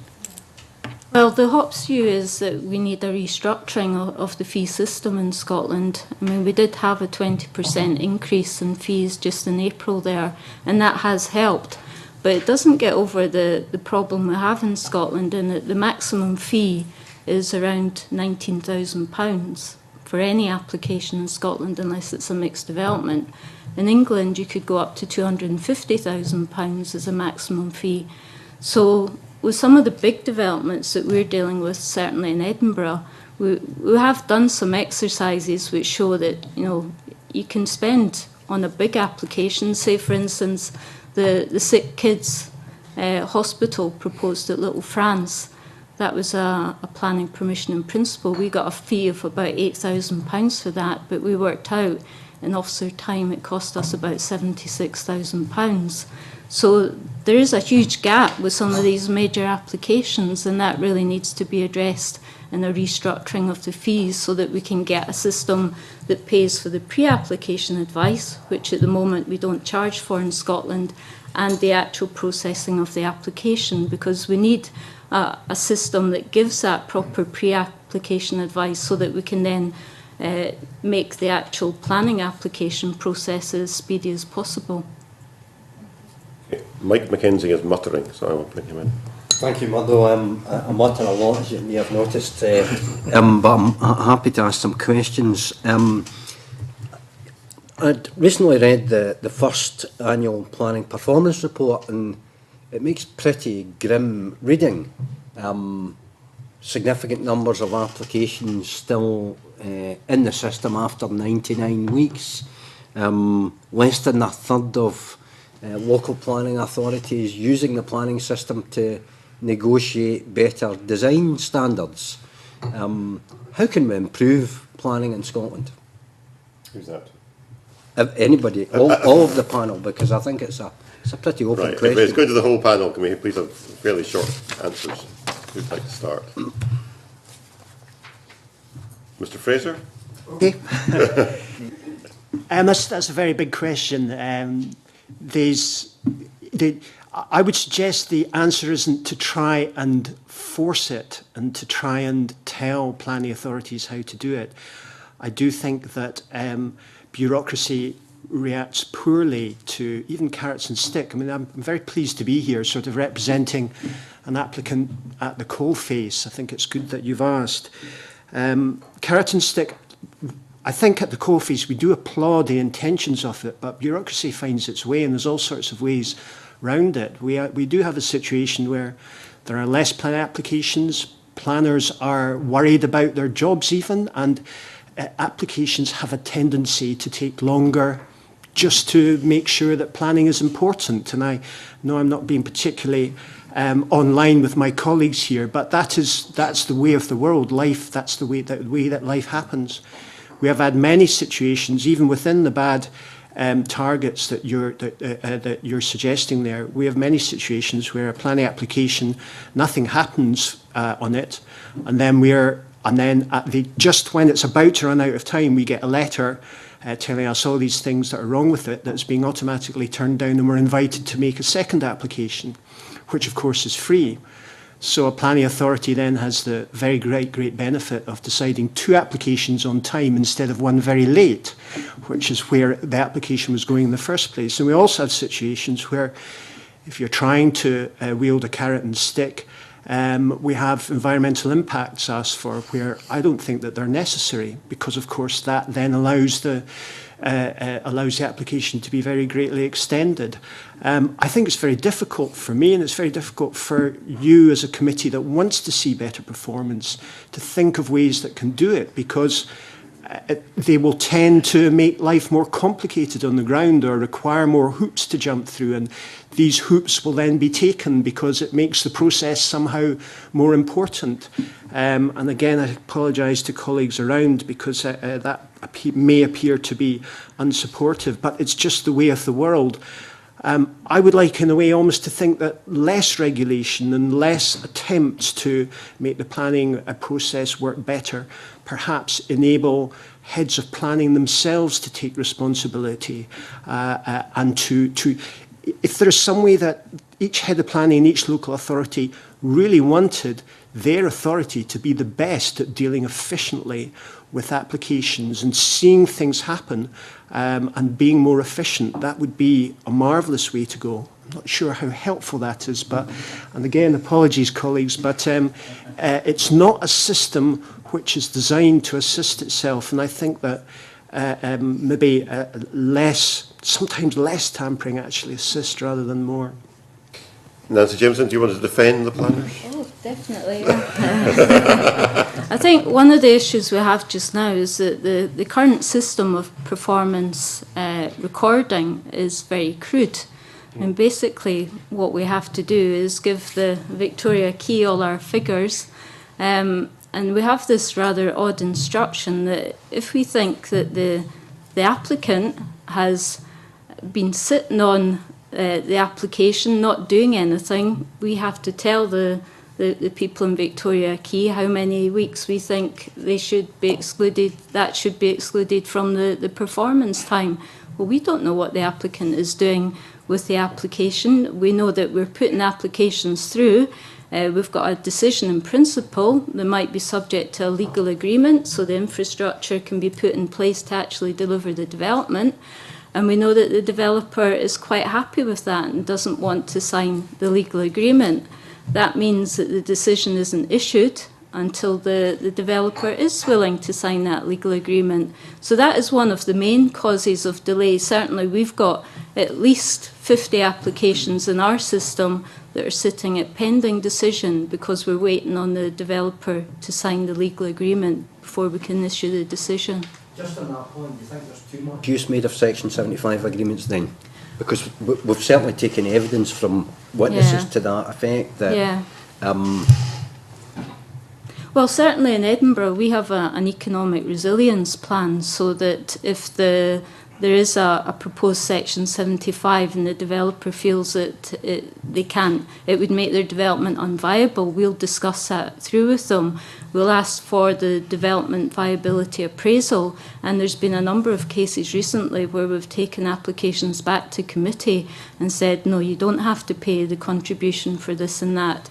And you know, there is a very detailed circular on planning obligations and the very specific circumstances that you can ask for planning obligations, which is the correct word for legal agreements. And you know, it has to be related to that development. It has to be necessary for that development. And I think planning authorities in general have to scrutinise that circular and make sure that they are actually requiring those developer contributions in accordance with that circular, and we have to be very clear about that. I mean, the other thing that you mentioned was legacy cases. I think you were concerned that there's a lot of old applications in the system. Now, one of the issues with the current planning legislation is that a planning authority has to actually determine an application. You're not allowed to just withdraw it because you think it's been in the system for too long. So most planning authorities will send out letters frequently to applicants saying, your application's been with us for 5 years, we've tried to get amended plans for you, can we withdraw it? And they'll say, no, we want to keep it on the books. We've got applications dating from 2002 in Edinburgh which we've tried to get withdrawn, and the developer is refusing to do that. So, you know, there's a lot of different reasons why there's delay in the planning system, and sometimes it's difficult to get the big picture if you look at just bold statistics. Yeah, I'm conscious of the fact, though, that, you know, what this report, as I understand it, was, you know, based on the planning performance framework that was drawn up by heads of planning. And so, you know, it's looking at quite a broad range of things, not just, you know, efficiency or speed of determination. And yet, some of the results are very bad. I'm just going back to my original question. Given that it's heads of planning themselves that have drawn this up, with a view, I presume, to try and improve the system, and by that, I don't mean just speed of processing applications. If that's not enough, what more do we need to do to improve the system? And I'm not just talking about efficiency, I'm talking about quality of output.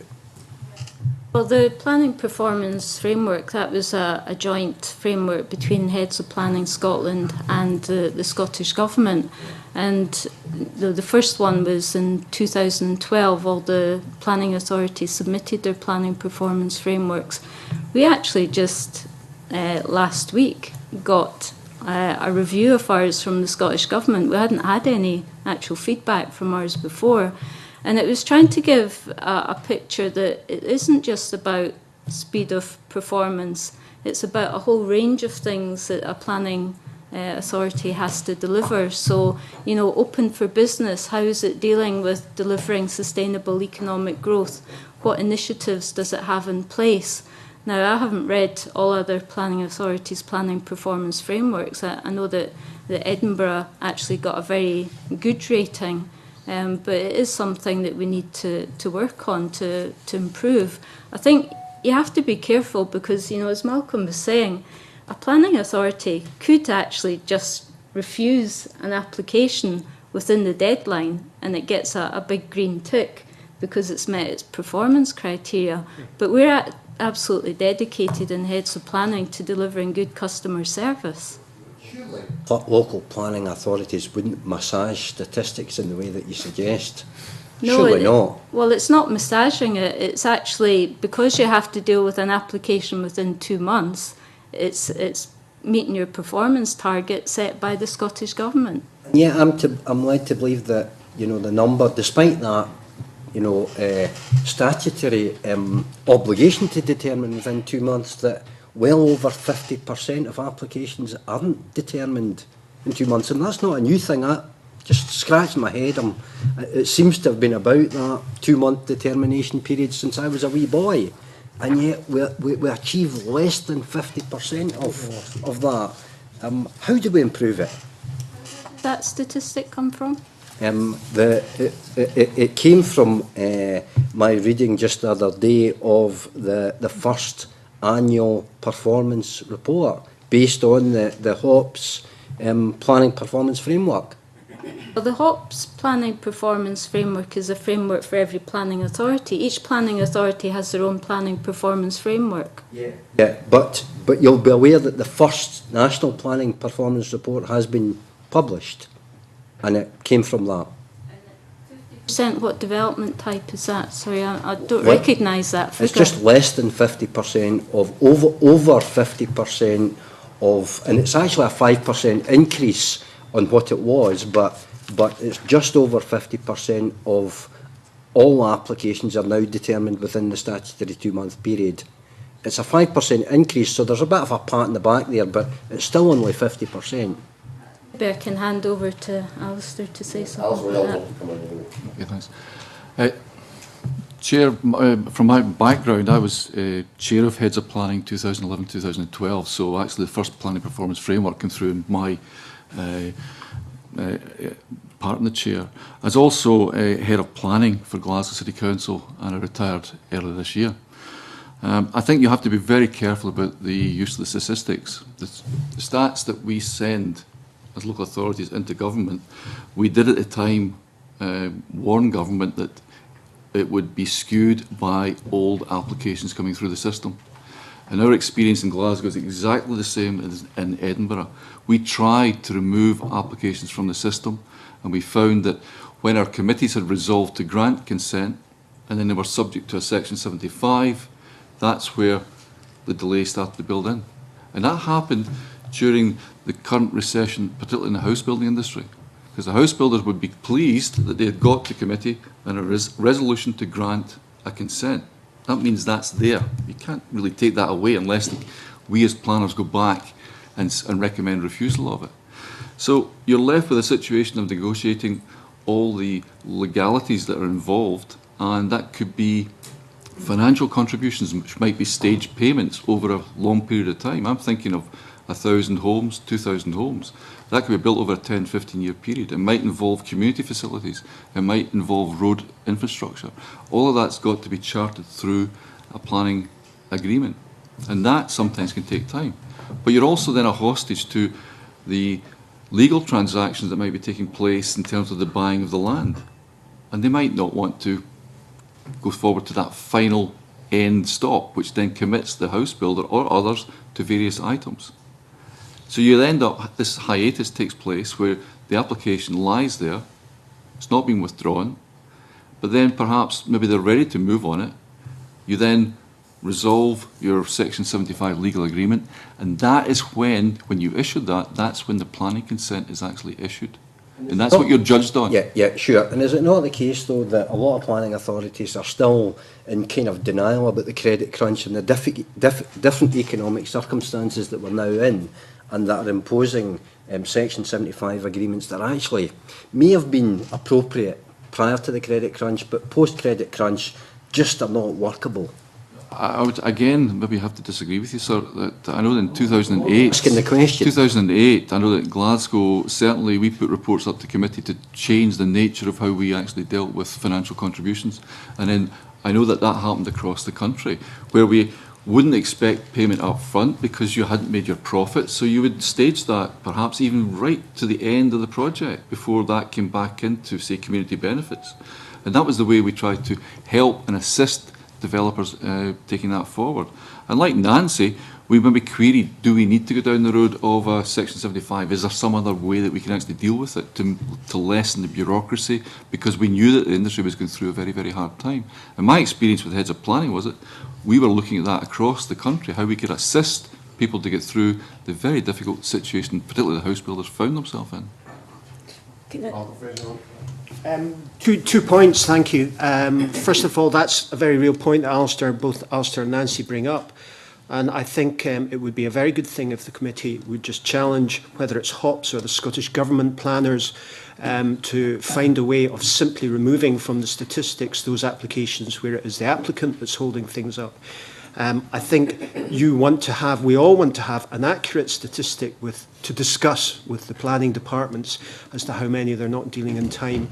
And maybe this makes that figure so fuzzy that it almost defends the figure because, well, you know, that figure doesn't really mean how many we've got being delayed. So that would be a very good, simple, straightforward output for this committee to have, to challenge and say how to get a figure that actually accurately represents the planning departments not dealing with things in time, as opposed to the applicants.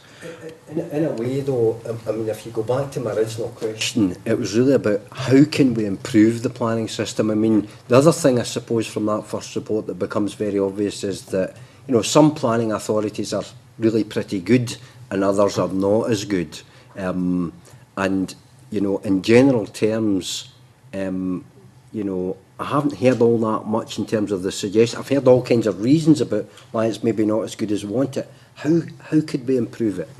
Can I just make I appreciate that's the main question, but my second point, because the issue of Section 75s is floating about here, perhaps I should have said that I should be here representing the Government's Town Centre Review, which I chair, so I should have that hat on. And one of the things we're trying to do is talk about Section 75s, because the problem is that out-of-town development carries substantial burden to the public purse if a Section 75 isn't properly applied. New schools, infrastructure, sewers, roads, roundabouts, parks, all those things. And if we say that economic development means it's imperative for development to happen, we can find that the public purse is having to bear the cost not only of building these things, but of closing down the old school in the town centre that would otherwise have been sustained if the proper cost had been applied to development.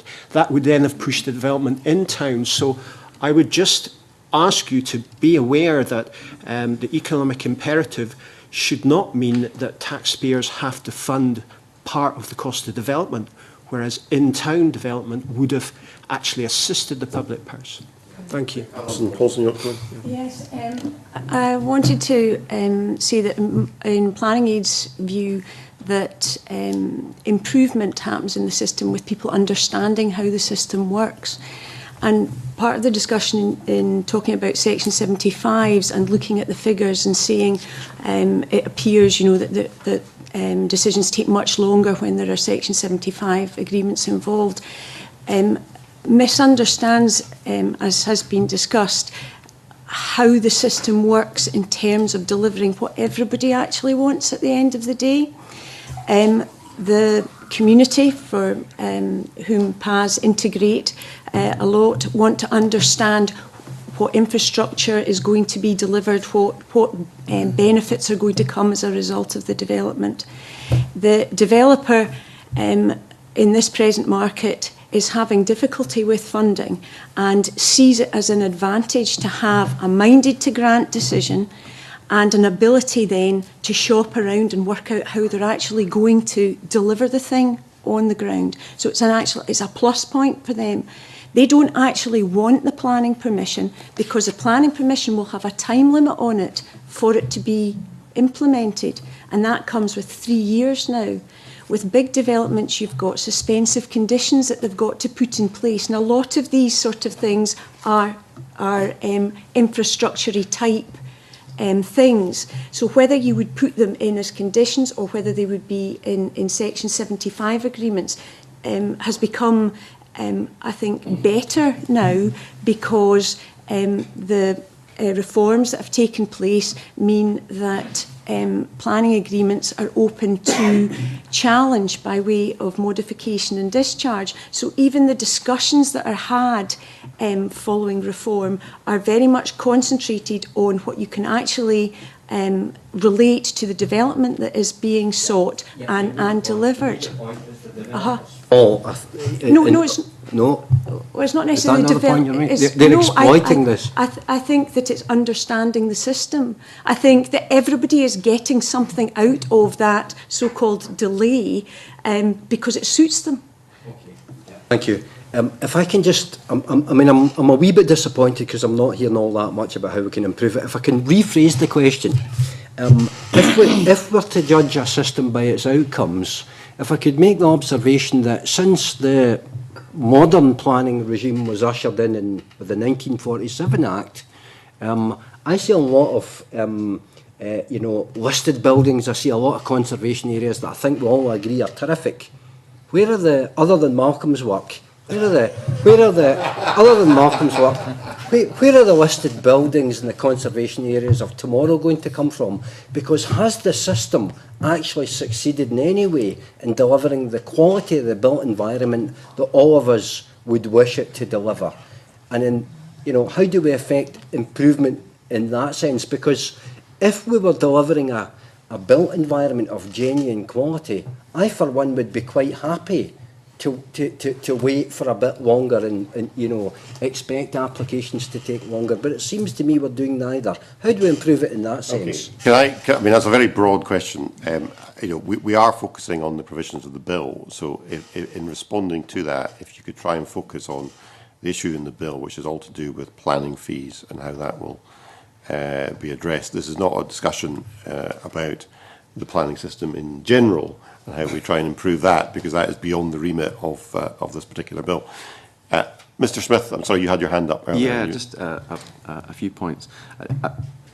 To try and identify some positive measures for improvement, I think pushing culture change towards delivery and improvement, part of that is the fees question. I was interested to hear Nancy's figures on the major applications in Edinburgh, which I think is an example of best practice in applying culture change, focusing on the major developments that will deliver economic growth.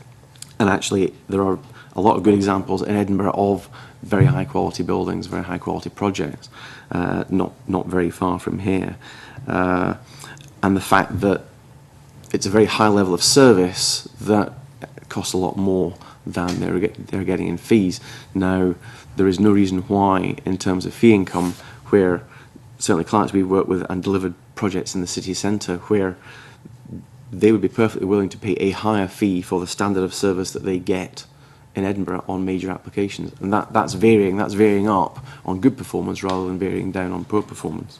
I think there's incredible scope to share best practice. There's a lot of good practice around across authorities, and even the potential to consider sharing services, where one authority has a scope to sustain a service that is only occasionally required by other authorities. Those might be measures that might allow resources to be directed most appropriately in different authorities. Okay, Chick Brother, do you want to jump in? Thank you. Good morning. Just on Mr. Smith's last point, and I have to say, before I do that, that the initial comment from Malcolm Fraser was like a breath of fresh air, having just been told that planning authorities are constrained, and yet you're saying that some of them are worried about their jobs. I mean, clearly this whole disconnect across information that we're getting actually confirms that we need to have some sort of discipline regulation in the system. Well, Mr. Smith's excellent submission, the penultimate paragraph mentions this business of the division between those councils that are working well and those that are not working well in terms of you know, and how they might not expect the same level of fee. And Planning Aid Scotland, Ms Poulsen, in their submission mentioned that the efficient planning system, we can all question whether it's efficient or not, promoted since 2006 has generally been predicated on the promoting and sharing of good practice. My experience going around in some of the councils in south of Scotland is they don't share good practice. In fact, their interpretations on wind farm developments, on housing developments, are not the same. And it comes down very much to the local planner. Is that not a strong argument for at least having a meaningful basis, regulatory reform, substantiated and supported by a ministerial code of practice that will ensure there is some level of consistency? As I said in the earlier panel, take out some of the angst that goes on between communities and local authorities, developers and local authorities, communities and developers, local authorities and local authorities. I mean, to me, it's a no-brainer that we. You know, the problem is notwithstanding the fact that we don't measure anything and can't measure anything, apparently, that we don't have some sort of framework in which they can at least operate, certainly with flexibility, but operate with similar objectives in mind. Certainly, I think on wind farms, it is a no-brainer, and the government should set a context and not allow them to be argued through the planning system, where lawyers and everyone goes through enormous hoops and different bizarre decisions are made. That's something which should be set nationally. On the wider point, I think obviously the Chair's right to bring us back to the central proposition here. But I think I'd like to suggest that it's not different from Mr Mackenzie's prompting of us, that really this is about delivering a more efficient planning system, more cost-effective planning system. And I do think we would get better, more conservation areas in the future if planning restricted itself to planning.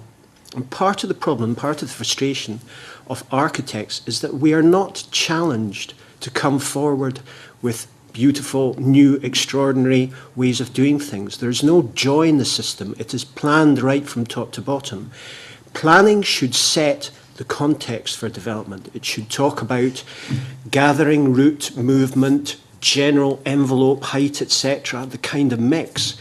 And architects and designers and developers should be challenged to respond to that. Instead, we end up in situations where I've had very simple planning applications which have got stuck for 6 months while a planning officer tells me how to design. I find that quite frustrating. They draw and they say what this should be and what material and how the windows should join with the wall, etc. All that should go. The planning system would be cheaper and more efficient and much quicker, and you'd find architects and designers and developers having to think again about how to make beautiful, appropriate buildings in Scotland. The system doesn't design that. The system should set the context for that and encourage the architects and developers to bring that forward. Yeah, I wouldn't disagree with Malcolm's last point there. Unfortunately, sometimes not all applicants are as good as Malcolm's architecture coming across the table, and they do need to be worked on. And having said that, and going back to the resources again, in a Glasgow context, no doubt in an Edinburgh context, large authorities can actually resource that by having architects in the team. They'll have landscape architects in the team, and they'll work with the applicants and give them design advice.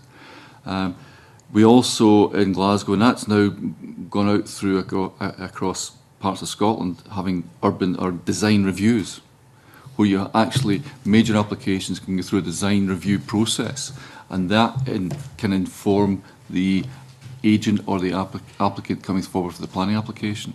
So there are various mechanisms you can actually improve the point that Mr Mackenzie was talking about. How do you get quality into the system and improve the placemaking that you're meant to get at the end of the day?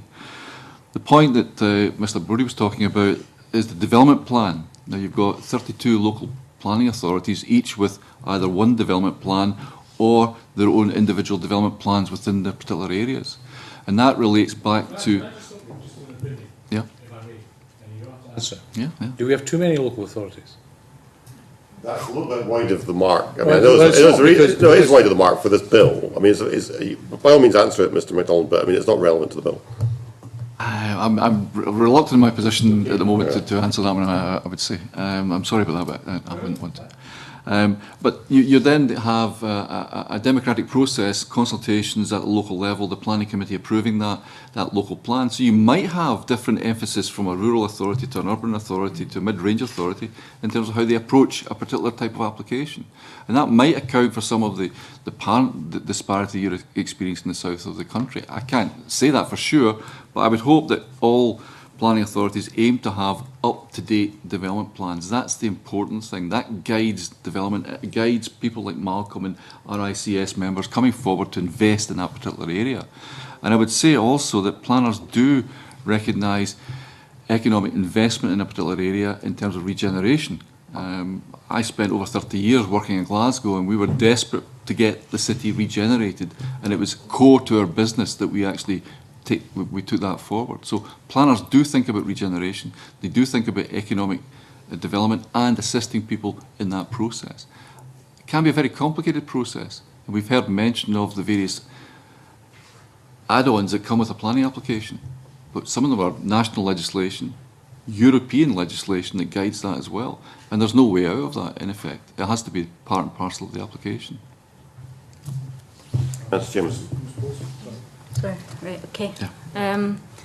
I think it's difficult to get a picture of what it's actually like working in a planning service, you know, actually delivering development. I mean, to give you an example, something like the Craighouse development site, which has been in the news recently, I mean, we spent a year giving pre-application advice on that. The application that's submitted just wasn't acceptable. And I hear what you say, Malcolm. I've worked with Malcolm on many schemes in Edinburgh, and he's great to work with. But actually, there's an awful lot of architects out there who are difficult to deal with because their clients want to get a level of development on the site which isn't acceptable. Now, with Craighouse, we've got listed buildings, so we've had listed building staff involved. We've got an area of great landscape value, so we've got our nature conservationist people, we've got our landscape architects involved, we've got our designers involved because actually the buildings were too high and they would have impacted on the setting of the listed building.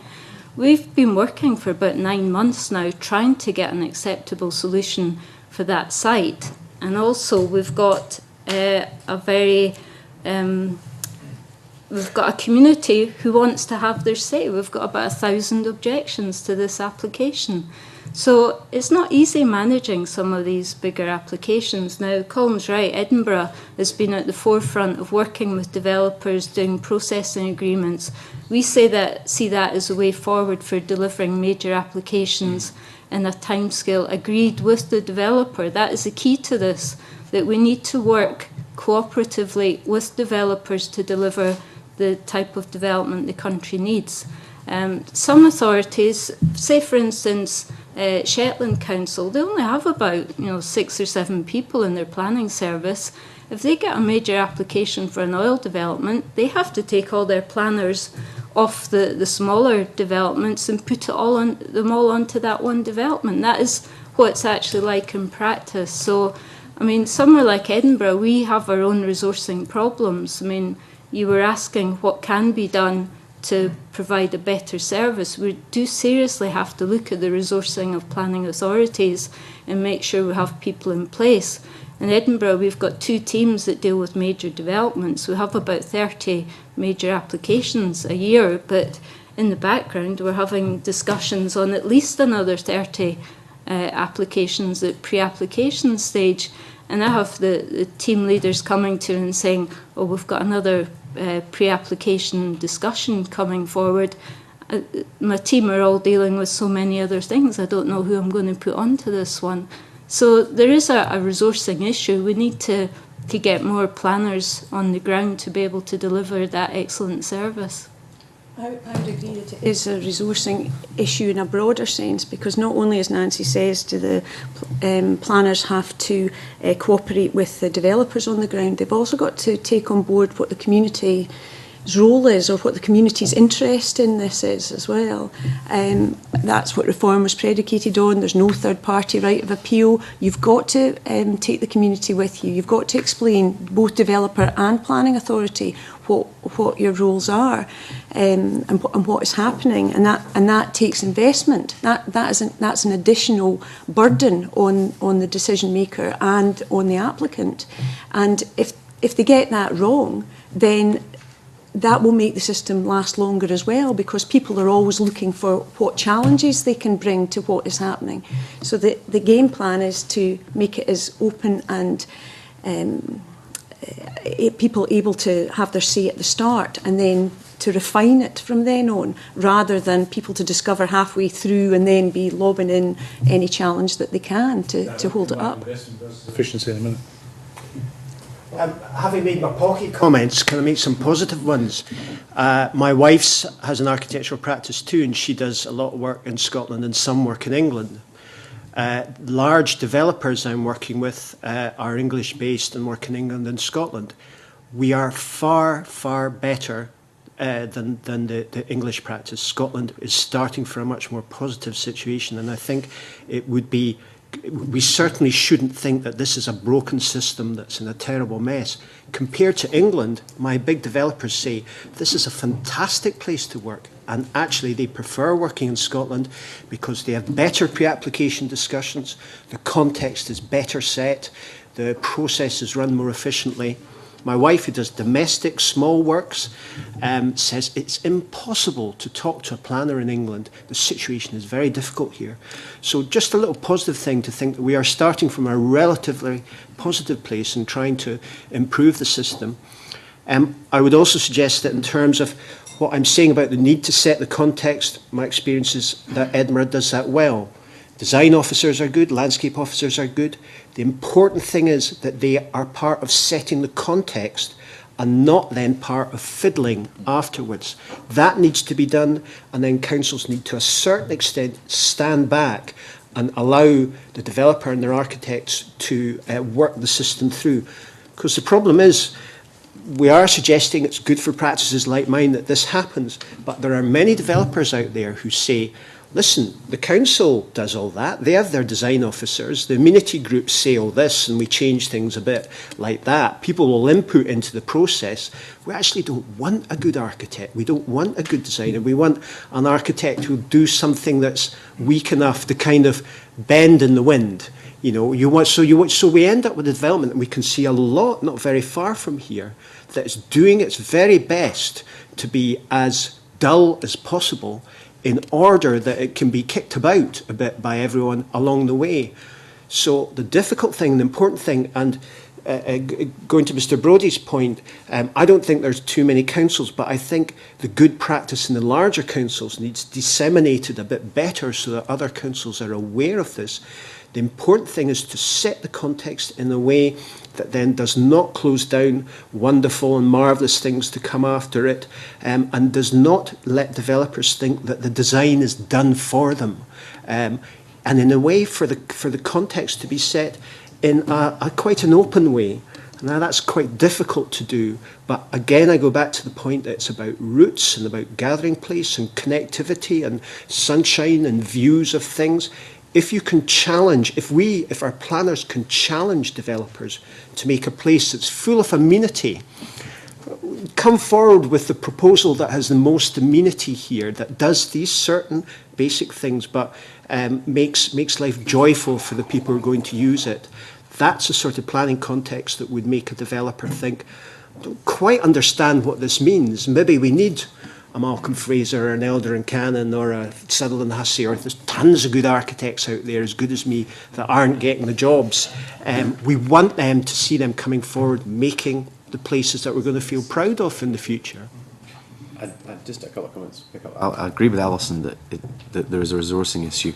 To have a system where it wants to focus resources on major applications. They have the biggest impact in economic terms, in social terms, in design terms.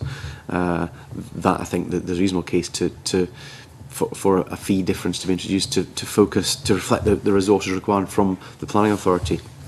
I'd agree with Malcolm that the English developer client developing in Edinburgh first time, having been sceptical about the formality of pre-application consultation, now regards it as time well spent, deal with issues, raise issues, engage with the community, engage with many societies and everyone, so that what is ultimately submitted is as well thought through and as possible.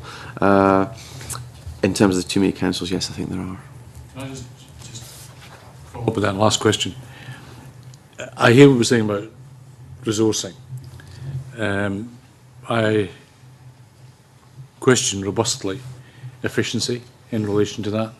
You know, and I don't want to go down the route of how many single turbines there have been in the south of Scotland, how much time that's taken up vis-a-vis what we should have been doing. In the RTPI submission, Mr. MacDonald, we talked about being a champion of planning in the planning profession. One of the elements says that you maintain high standards of planning education. And that's where I come back to the investment as opposed to that direct investment, as opposed to direct investment in additional resourcing. What are we doing, or are we doing enough in terms of planning education? Because I believe if we introduce some discipline in terms of regulatory reform and train and make sure that communication, not just between planners, but planners, developers and local authorities, that we might actually not require the level of resourcing investment that some people are crying for. I mean, what are the standards of high planning?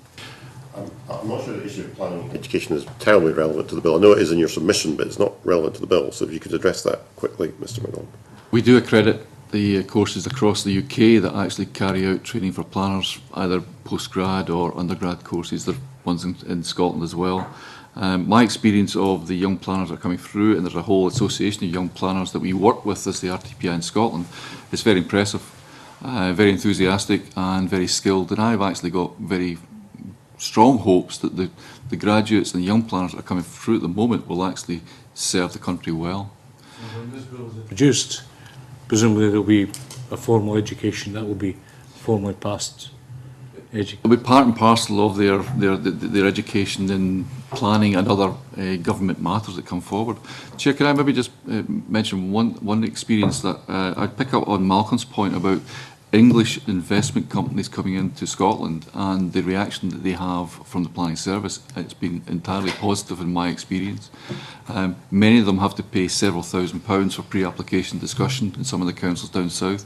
City of Westminster, it's thousands for pre-application discussion. And actually, many of them complain they can't actually meet with the planning authorities. My concern is if resources are not there for the planning authorities in Scotland, if resources are taken away because they're underperforming, you might see a situation where the authority, and they can do this under legislation, and it was mentioned earlier, just deal with the application in the 2 months and determine it. The resource going into pre-application might actually just disappear. The new Southern General it's been built in Glasgow took a year of pre-application discussion, and then after post-consent, 6 months dealing with all the conditions attached to it. So there's a tremendous resource goes into some of these large applications, and my concern is if we start penalising authorities by taking fee away, then the authority may react by saying we can't then resource all the good add-ons that we have in terms of a culture of welcoming investment in each of the authorities. Okay. Margaret. Actually, just hot on the question I was going to ask about penalising authorities who are underperforming.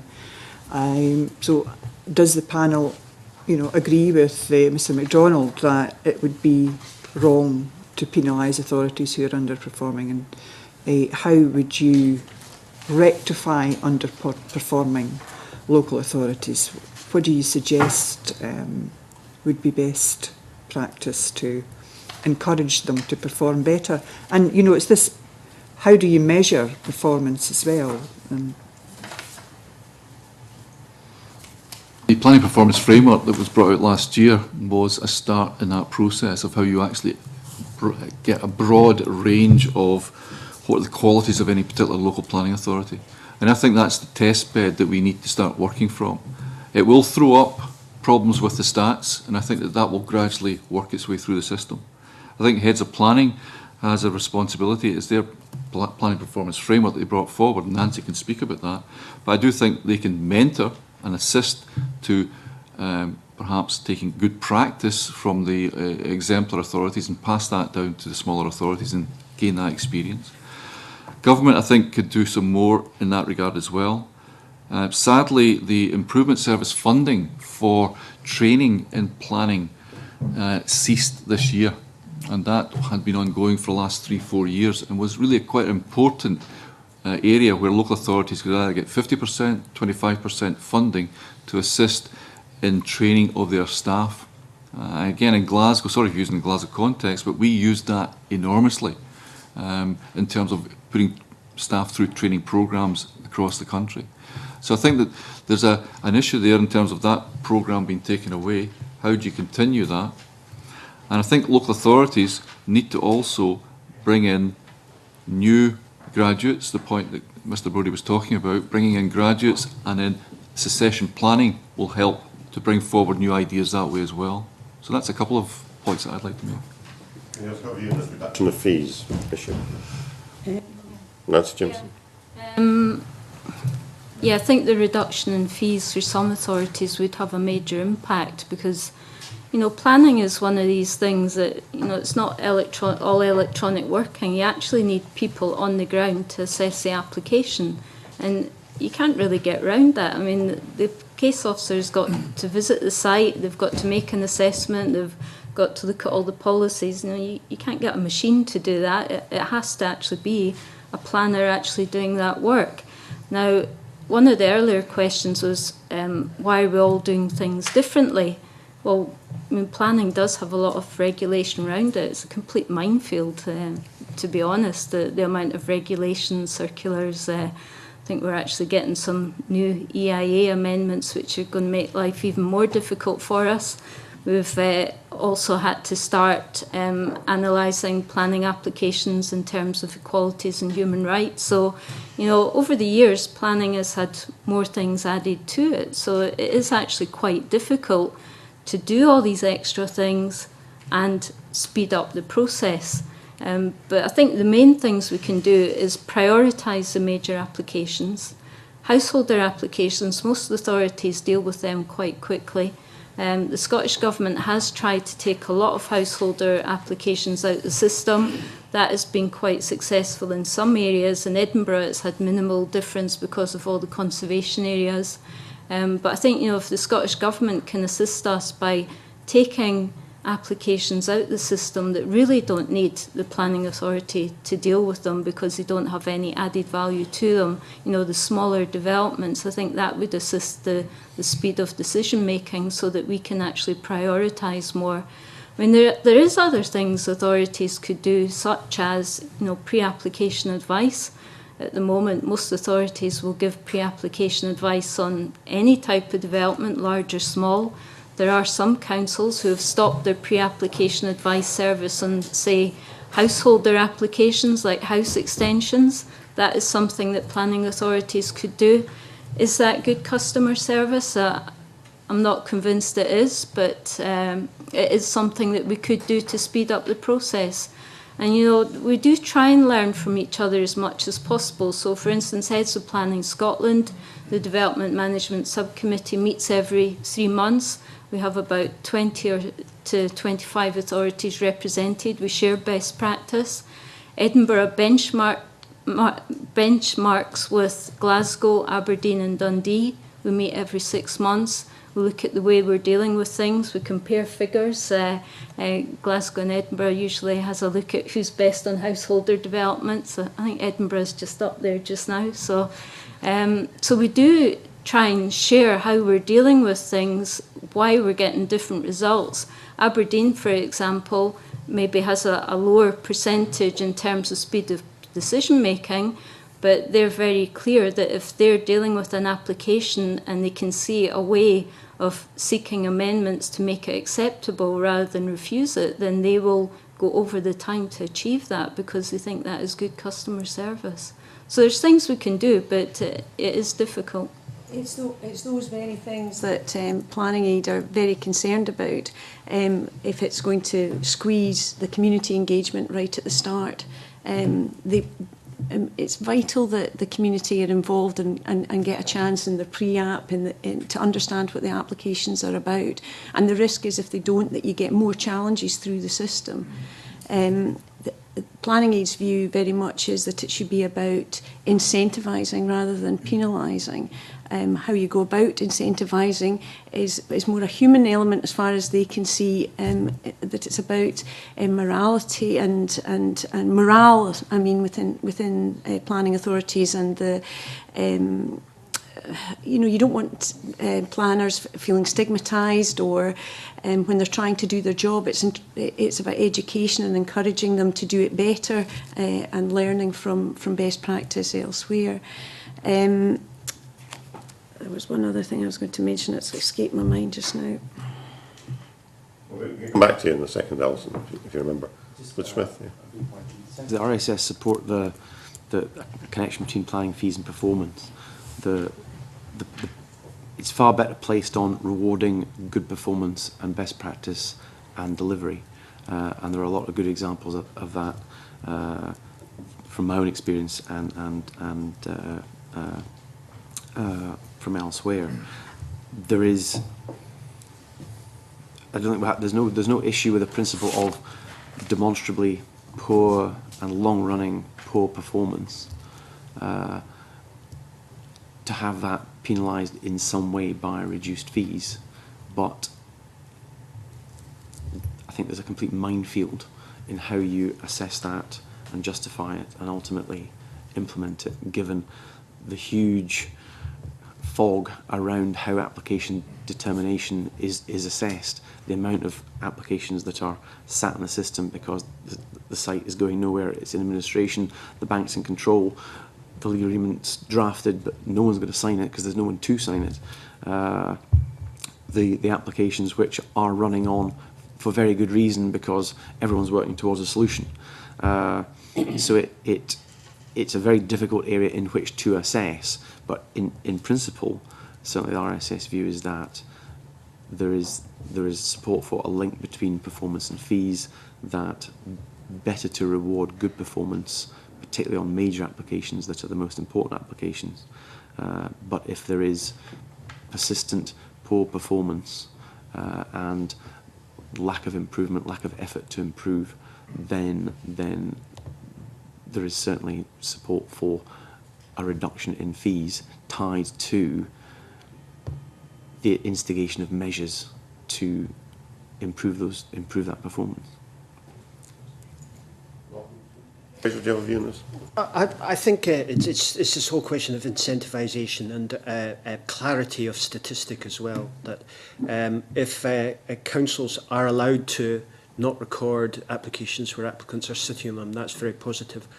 I think it would be very nice to see councils rewarded or incentivised for not immediately reaching for environmental impact assessments. And I appreciate this, it's an external agency that advises on that, but there's much part of the bureaucracy and the patted on the head for being extra careful as well too. I think it's good if local authorities and planning departments are able to not necessarily go to a SHEP test for various or reach for more legislation, or say, well, we need to do this, so it's going to take longer, but that we're allowed to take longer there. It'd be nice to think that authorities could be incentivised to deal with things quickly and simply, and that there was a reward for doing that. Yes, if you can. Dennis Robertson, is this on the same issue? Yeah, very quickly. Let Dennis Robertson come in on this issue. Very quickly, it's wouldn't it be better for a sort of consistency of approach right across all the planning authorities, and that would aid a sort of the same aspect of measuring performance. Because if you've got a consistent approach to planning, then the measurement would give you the like for like, where at the moment it's a mess. That's because each planning authority has its own development plan. and so they're implementing. It's local. That's what planning reform is about. It's local decision making. That's why there's a local review body. It's not pan Scotland. But I think the bill, in a sense, to some extent, we're looking for a consistency of approach in many ways. Planning aid would like consistency, but it's how the system is set up. And we do have consistency. It's how we deal with planning applications is set out in regulations. It tells you, what a valid application is. It tells you how long you have to deal with it. It tells you what form the decision letter should take. It's the assessment of the application that is going to be different in each planning authority, because, as Alison So says, is it the application, in a sense, that's not happening consistently across the board? The in terms of the application, assessment? Yeah. what the processing of Yeah. the application. Yeah. Well, it's pretty straightforward, really. You get the application in, you make sure it's a valid application. That is one of our big problems, is that about 30% of applications aren't actually valid when they're submitted to the planning authority. You then have to chase up all the things that are needed to make it a valid application. You assign it to a case officer, you have to do neighbour notification, you have to arrange advertising, you have to, the case officer visits the site, you have to deal with all the representations that come in, you have to look at all the representations, you have to assess the application against the development plan. I mean, there's a whole process that is set out in regulations, but it's this assessment part where you're deciding whether it complies with the development plan can be the crunch point. And also when you've got a scheme with lots of representations where you have to decide, well, is this a material planning consideration? Do I need to ask for amendment? You then, if you do, you have to discuss those amendments with the applicant, agree and negotiate a scheme together, and then finally either deal with it under delegated powers or take it to a committee who might have a different view. Okay. Yeah, okay, thanks. Right, we're back to Margaret. Just on scrutiny of performance, do you think it's correct that it's a role for local authorities or councillors to monitor that performance, or should it be a role for the Scottish Government? Scottish Government, I think. Sorry. Yeah, no, I probably best if you answer that. Yeah. Well, I think that it's interesting to see where there are things that should be devolved downwards with more local representation and things that need to be taken upwards. And simple national indicators and guidance is the sort of thing that is best done in central government and compared and bottom spanked and he'd scalped when necessary, perhaps shamed in bad situations. But I think it's very useful what's coming out of this. To me, that there is a quite interesting thing, useful things being said about what can be taken out the planning system so it can be made more efficient as a result. It is perhaps some extensions in at the backs of houses. It is wind farms. It is the fiddling with applications, which still in some authorities goes on. It is the over-design and over-control of people like me or worse architects. We're never going to get better architects doing them if we say we're going to compensate for you.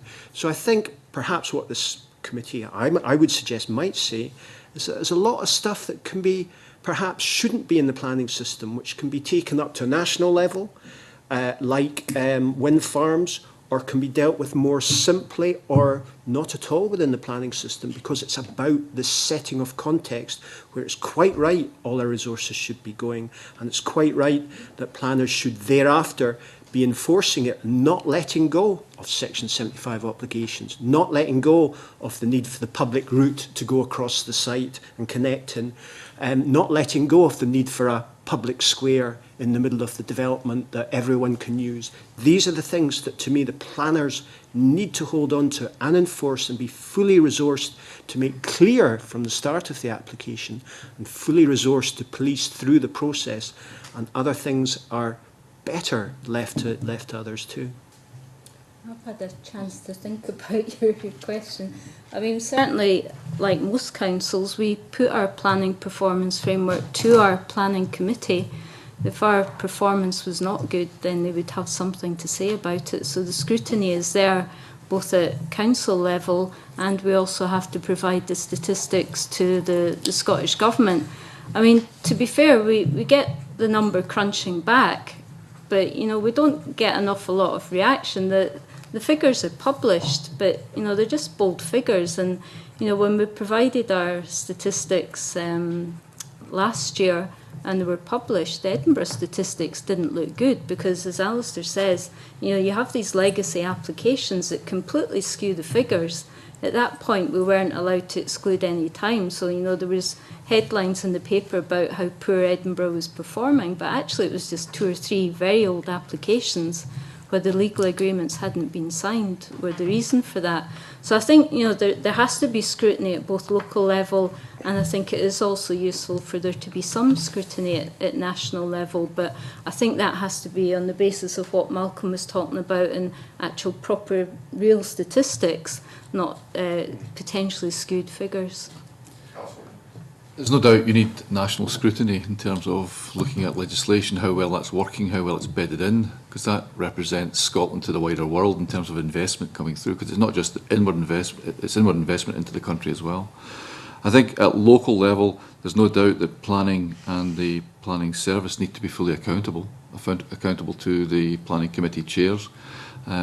All council services have to be accountable, and planning is no exception to that. The planning performance framework is now used by planning authorities across the country, taking that to the committee members and showing them the performance for that particular year. And Nancy's right, if you're not actually performing to targets that are actually set by the chief exec, then you will be asked questions about what's actually happening to your service.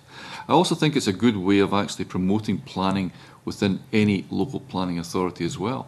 Now, I would say that because I'm obviously have TPI, but I think we need to be promoting planning further up the hierarchy within any local authority, so that the development plan is actually not just a development plan for the planning service, but it's the development plan for that whole local authority service. So the education authority buys into it, the social services buy into it, and the point that Malcolm made about actually, do you need to close that school in the town centre, or could it actually be the focal point for bringing services back into the town centre rather than pushing it further out of the town? So the development plan can actually be that all-encompassing umbrella. And I think that that's where planning needs to be in terms of bringing that through in a higher level within any particular local authority. But I would naturally say that, but that's my view. So. Okay, we'll move on. Alison Johnson. Thank you. It's unclear at the moment whether Section 4, the regulator's duty in respect of sustainable economic growth, will apply to planning authorities. Do the panel have a view on whether the sustainable economic growth duty should apply to planning authorities, and if so, any issues this may raise? And perhaps I could ask Nancy and then Alistair and Colin first of all. Thank you. Well, I guess it comes back to what we were saying before, in that planning is regulated by a whole strata of different regulations, acts. The Scottish planning policy has a very much and especially the new Scottish planning policy, the draft one that is going through its consultation just now, is very much focused on sustainable economic growth. And I think that is something that we will have to take on board as we progress, because I think planners quite often forget about the sustainable economic growth aspect of what they're doing to get a balance in all the different policies that they deal with. Mr. MacDonald. I would say that our job is to come forward with sustainable development for the benefit of the country, and I don't think that is something that can be left out of planning. So I think it's got to be part and parcel of the core response any planning application would look at.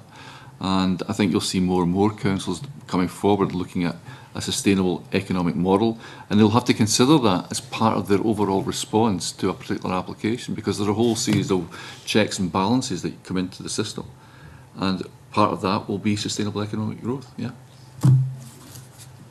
I mean, delivery of sustainable economic growth is critical because Scotland competes with other countries. Edinburgh, Glasgow compete with Bristol, Manchester, Finland. If we don't compete and we don't attract business and investment in a sustainable way, then it's going to go elsewhere. So there needs to be a real focus on delivery, but the sustainability and economic growth. It has to be in all the regulatory functions, and there's a link to planning fees there again. That needs to be the focus. We need to compete in a sustainable way.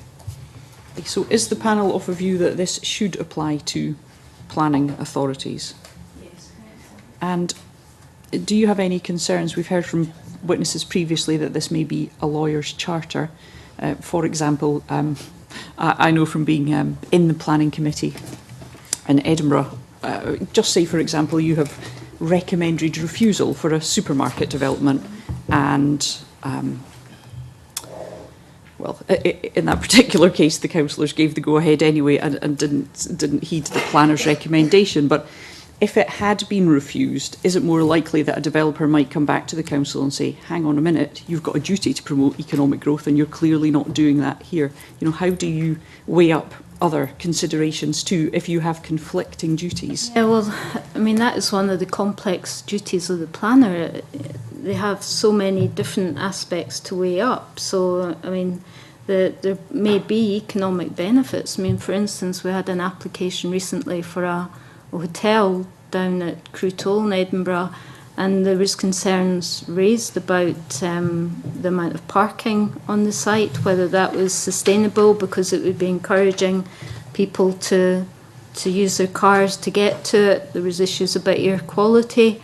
And we had a big debate as to whether we should actually refuse that application. But actually we weighed all these different aspects up, and we decided that because it was providing economic growth on that site, we put it forward for approval, despite the fact that there were some issues to do with how sustainable it was. So it would just be one of the various factors that a planner has to weigh up and decide whether that outweighs other issues.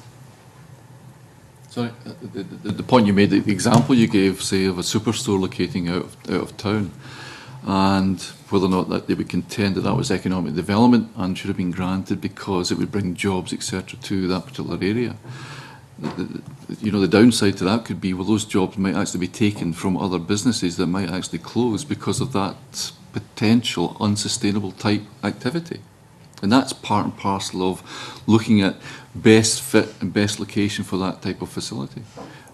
So, the point that you have made there suggests that planners are already doing this anyway. So, can I just finally, convener, if I may, ask, is this actually necessary to be legislated for? And I'd just like to understand better, how is the bill going to make planning better? Because I think it's up front then, it's on the face of it. It raises its profile. You don't have any concerns then? I have a concern that this may lead to an economic duty overriding other concerns. You don't have such concern? Well, I do, and of course it's all how you define a term, and the term sustainability is often defined in a way which is exactly the opposite. It's a classic word that's been turned into its double-speak opposite.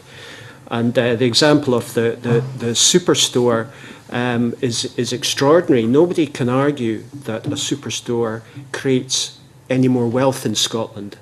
There's a finite amount of shopping goes on. If you put more shopping there, then it goes from there. Now, my town centre role, I'll observe it moves from the town centre out to there. But you don't even need to think about town centres. It's a simple fact that you just move that economic activity about, and somewhere else in Scotland suffers as a result. You want development to create wealth and creativity and places for people and homes and good environments. That is all economic development.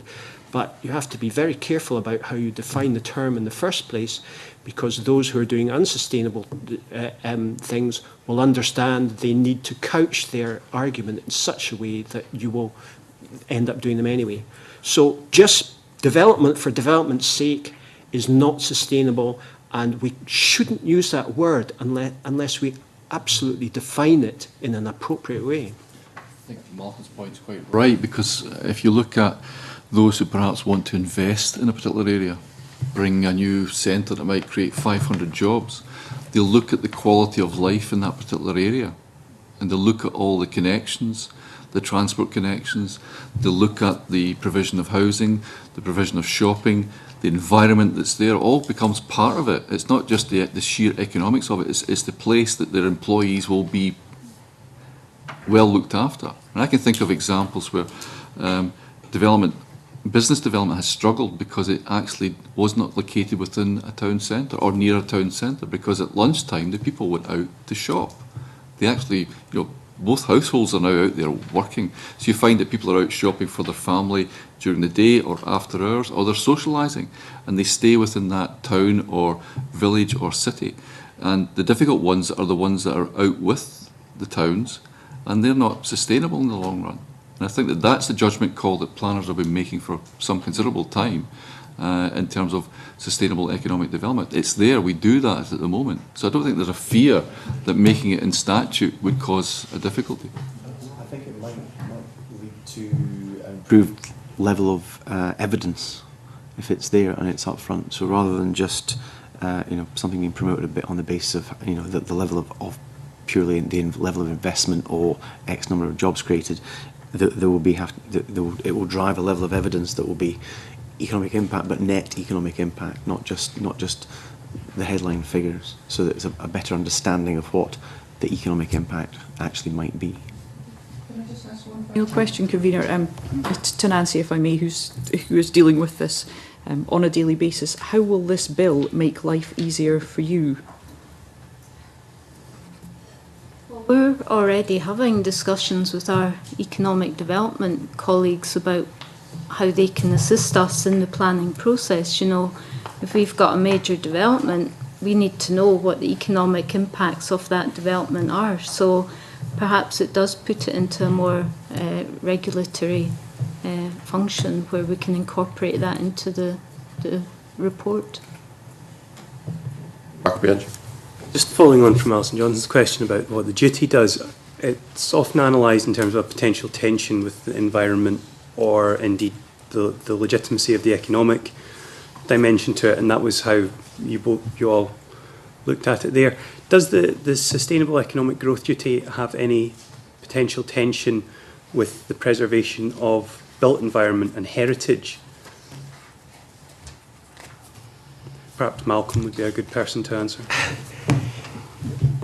Yes, it does, and there's all sorts of tensions here. You're quite right. I continually make the point about VAT, and that's unfortunately not available to us. But at the moment, of course, if you repair and renew a building, you're charged 20% VAT. If you knock it down and stick a new one up on the green belt, even you're 0%. So there's a massive economic lever that's used, again, repairing and renewing buildings, which is the simple, obvious, not just sustainable, but heritage-led, etc.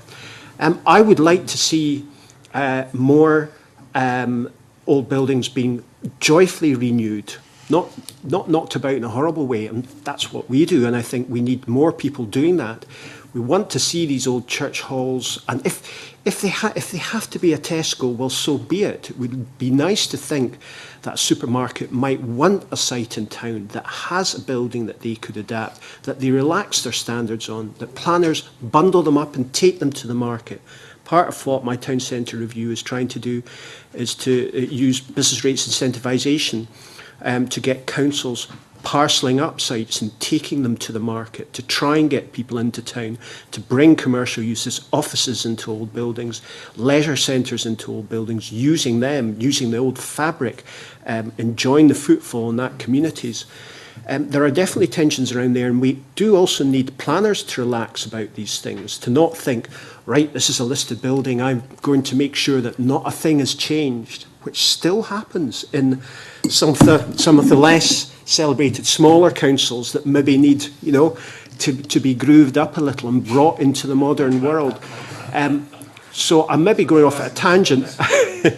We've got off a tangent a little, but your question to me does suggest that we need, that perhaps this bill can be used to remind councils that old buildings and conservation areas are not places where rings of steel are put around and development is discouraged, but they're places whose virtues should encourage investment and where planners should be open and again set the context, but let developers come forward with joyful renewals that assist everyone's economic development.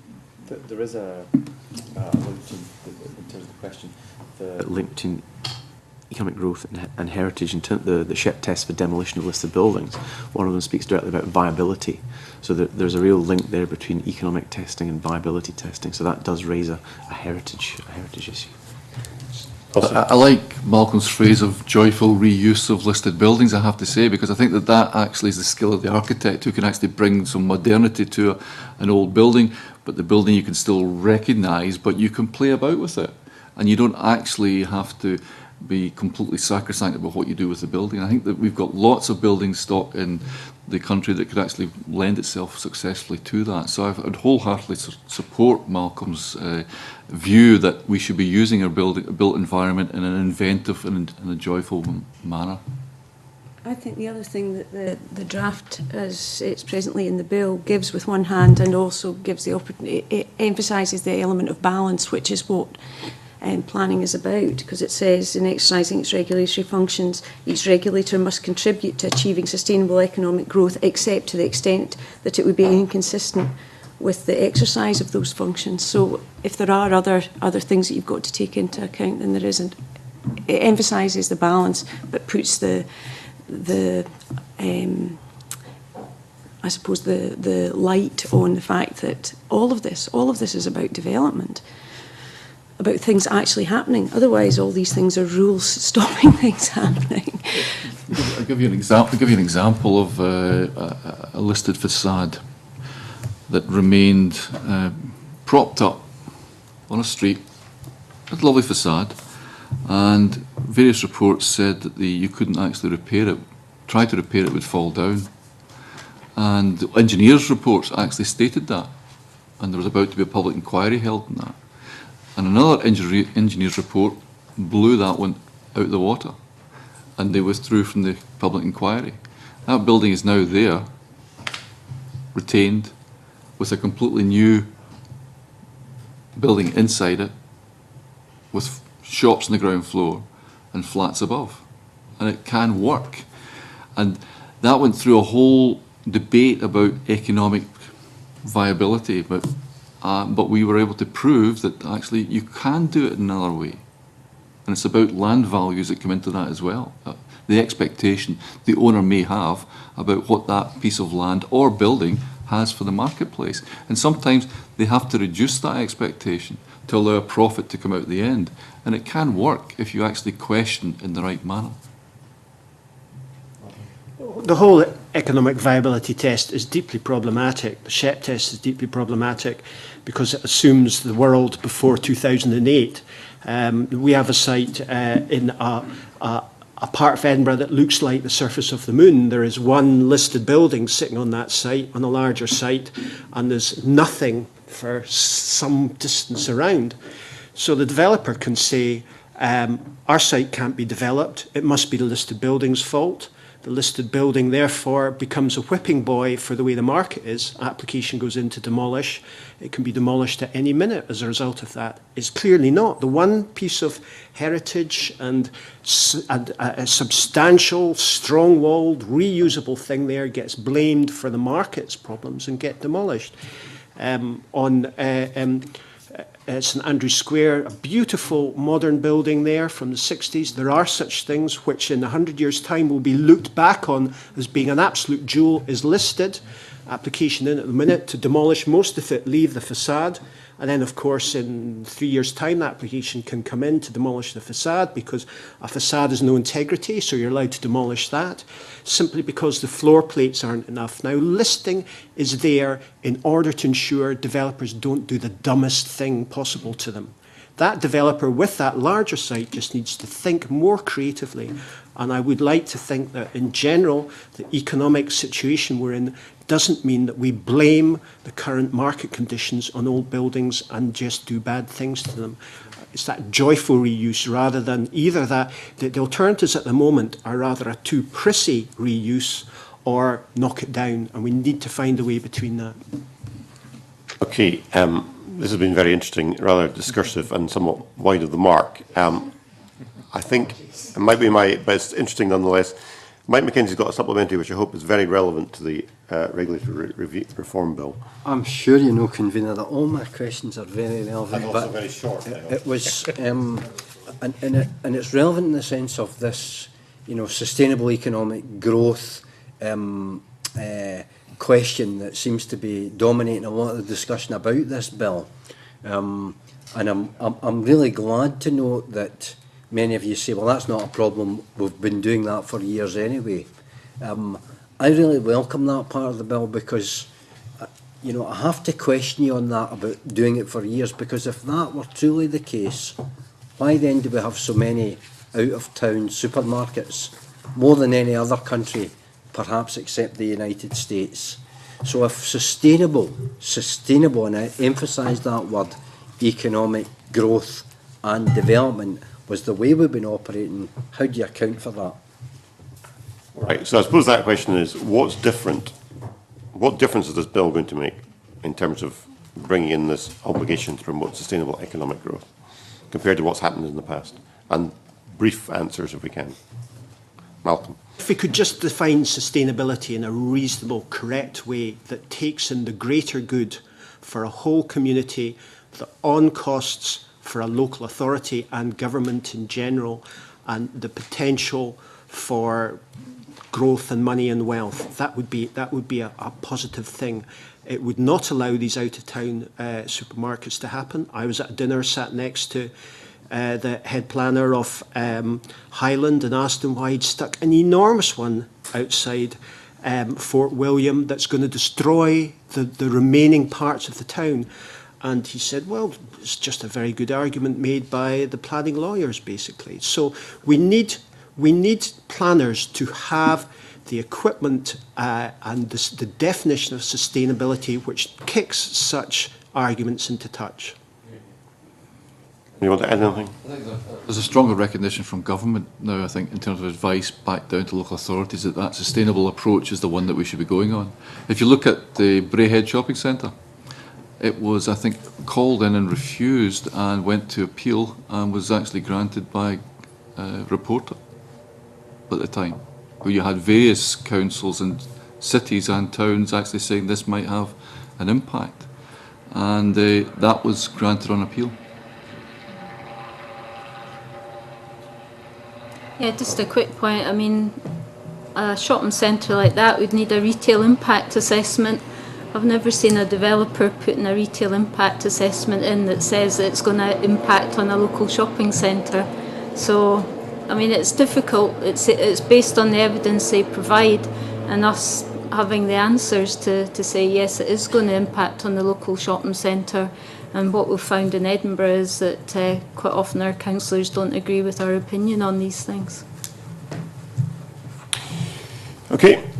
Thank you. Unless someone's got anything that they desperately want to add, I think we'll call it a day there. Thank you very much for coming in. Thank you for your evidence. Very helpful to the committee. We will now, we're now going to private session and we'll suspend shortly.